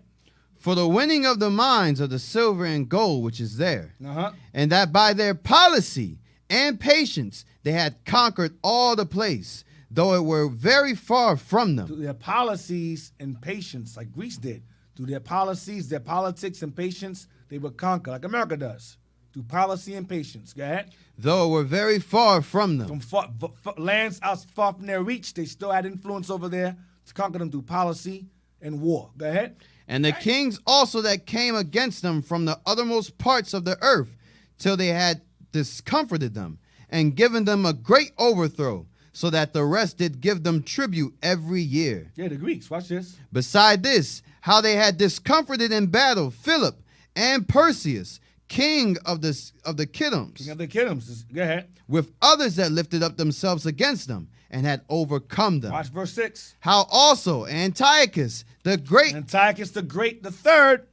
Just the third right here. Go ahead. King of Asia. Uh-huh. That came against them in battle, having 120 elephants, and with horsemen and chariots, a very great army, was discomforted by them. Lost. Antiochus the third, the Great, lost to the Romans. Watch this. And how they took him alive, and covenanted that he and such as reigned after him should pay a great tribute. Him and his sons should pay a tribute. Go ahead. And give hostages that which was agreed upon. Because Antiochus the Great had Hannibal as his counselor to overthrow Rome. And remember, he tried to use his daughter to influence the Ptolemy, but she sided with him. But Ptolemy the fifth was with the Romans. He said, the Romans are too strong. I ain't helping you with that shit. I ain't helping you do nothing. The daughter said, I'm with him. I ain't with you either. So he lost. So the Romans came along, and then he was getting advised from Hannibal how to beat them. When they got word of that, they said, listen, bring Hannibal to us. He escaped. No problem. He escaped. You're going to pay us a certain amount of money you owe. We're going to tax you. And it's going to be so much money. Your kids, you're going to pay it. Your kids are going to pay it. And you're going to have your kids as hostages as collateral until you pay it. So his son became Antiochus' son. Antiochus Epiphanes became a hostage at Rome. And then his son Seleucus had a son, and he went into captivity in Rome too, until that money was paid. All right? So Antiochus the Great was talking about the Romans, and Jewish Maccabees heard about it. Go back to Daniel 11 real quick. Let's go back. Almost done. Verse 19 now? Where were you at? Finish 18. Yeah, read 18 again. Yes, sir. Daniel chapter 11 and verse 18. After this shall he turn his face into the isles, and shall take many, but a prince for his own behalf shall cause the reproach offered by him to cease. Lucius Cornelius Scipio, which was referring to. The Roman commander stopped him. Go ahead. Without his own reproach, he shall cause it to turn upon him. Then he shall turn his face toward the fort of his own land. Return home. But he shall stumble and fall, and not be found. He dies. Go ahead. Then shall stand up in his estate a riser of taxes. A raiser of taxes. Then shall stand up in his place, in Antiochus' place, a what? A raiser of taxes. A raiser of taxes. And the glory of the kingdom. Go ahead. But within few days he shall be destroyed, neither in anger nor in battle. And that raiser of taxes is, guess who? Seleucus the Fourth, Philopator. That's the fourth. We read about him earlier. Seleucus the Fourth, Philopator, going back to what? 2 Maccabees 3. It says Seleucus, king of Asia. It's the same guy. Seleucus the Fourth, Philopator is a raiser of taxes. Still paying tributes to him, like you said. Right. Yeah. And he's the one that we found out who he is. Right. He's a raiser. He was a raiser of taxes. Right. All right. So we're gonna stop there. All right, and we'll continue another time. We'll next week, Lord's will. So until then, shout outs to the IT team and shout out to the breakfast team. All praises. They did an excellent job today. Announcements real quick. Yes, sir. Hey, Israel, let's give Deacon a hand for that class. All praises. That class was great fire. show. Fire. Hey, I know myself, I'm going to need to go back and watch that over. I know you will too if you're really paying attention. So don't forget to go and follow Our Hidden History Radio on YouTube. We got all the classes Deacon is going over from the Babylon, Persia, and now in Greece. All right.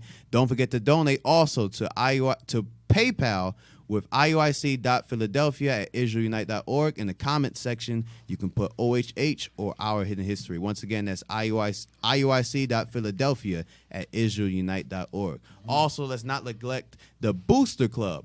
You can donate on PayPal by IUIC.fundraising@IsraelUnite.org. Once again, IUIC.fundraising@IsraelUnite.org. All right? That's it, D. Yep. And also send as much donations as you can to Captain Joel, our favorite beloved captain. Oh, my God. You know, we love you. We miss you. Oh, that man, you're not here today. And also our brother Chief Grimy Feathers. Well, we changed. Well, the name has changed. I'm sorry, the name has changed. You know, the name is now Chief Sycamore. Yeah, he's always sick and more. You know what I mean? AKA Chief Sicky. You know, but we miss you, brother. Get well soon and come back to the show. And what they call that Stockholm syndrome is real. Yep. It's funny how we miss the abuse when you're not here. Yep. We should have been celebrating, but we love our brothers, man. Hope to see y'all soon. And Officer Jasmine, try that gin, man. Grass-fed gin. Happy Feast of Dedication. As Happy well. Feast of Happy Dedication, Feast. Israel. Happy new moon. Happy new moon. Enjoy. Looking forward to the closing. Y'all have the best time in the name of the Lord. Yep. So with that, say shalom. Shalom. Bless. Most High in Christ bless. Bless.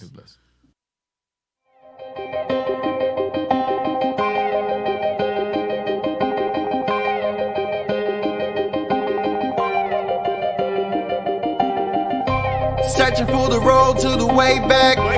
We don't know our father's going way back. Do you know it? Do you know it? Oh yeah. Oh yeah, yeah, yeah, yeah. We the chosen people, you say no way.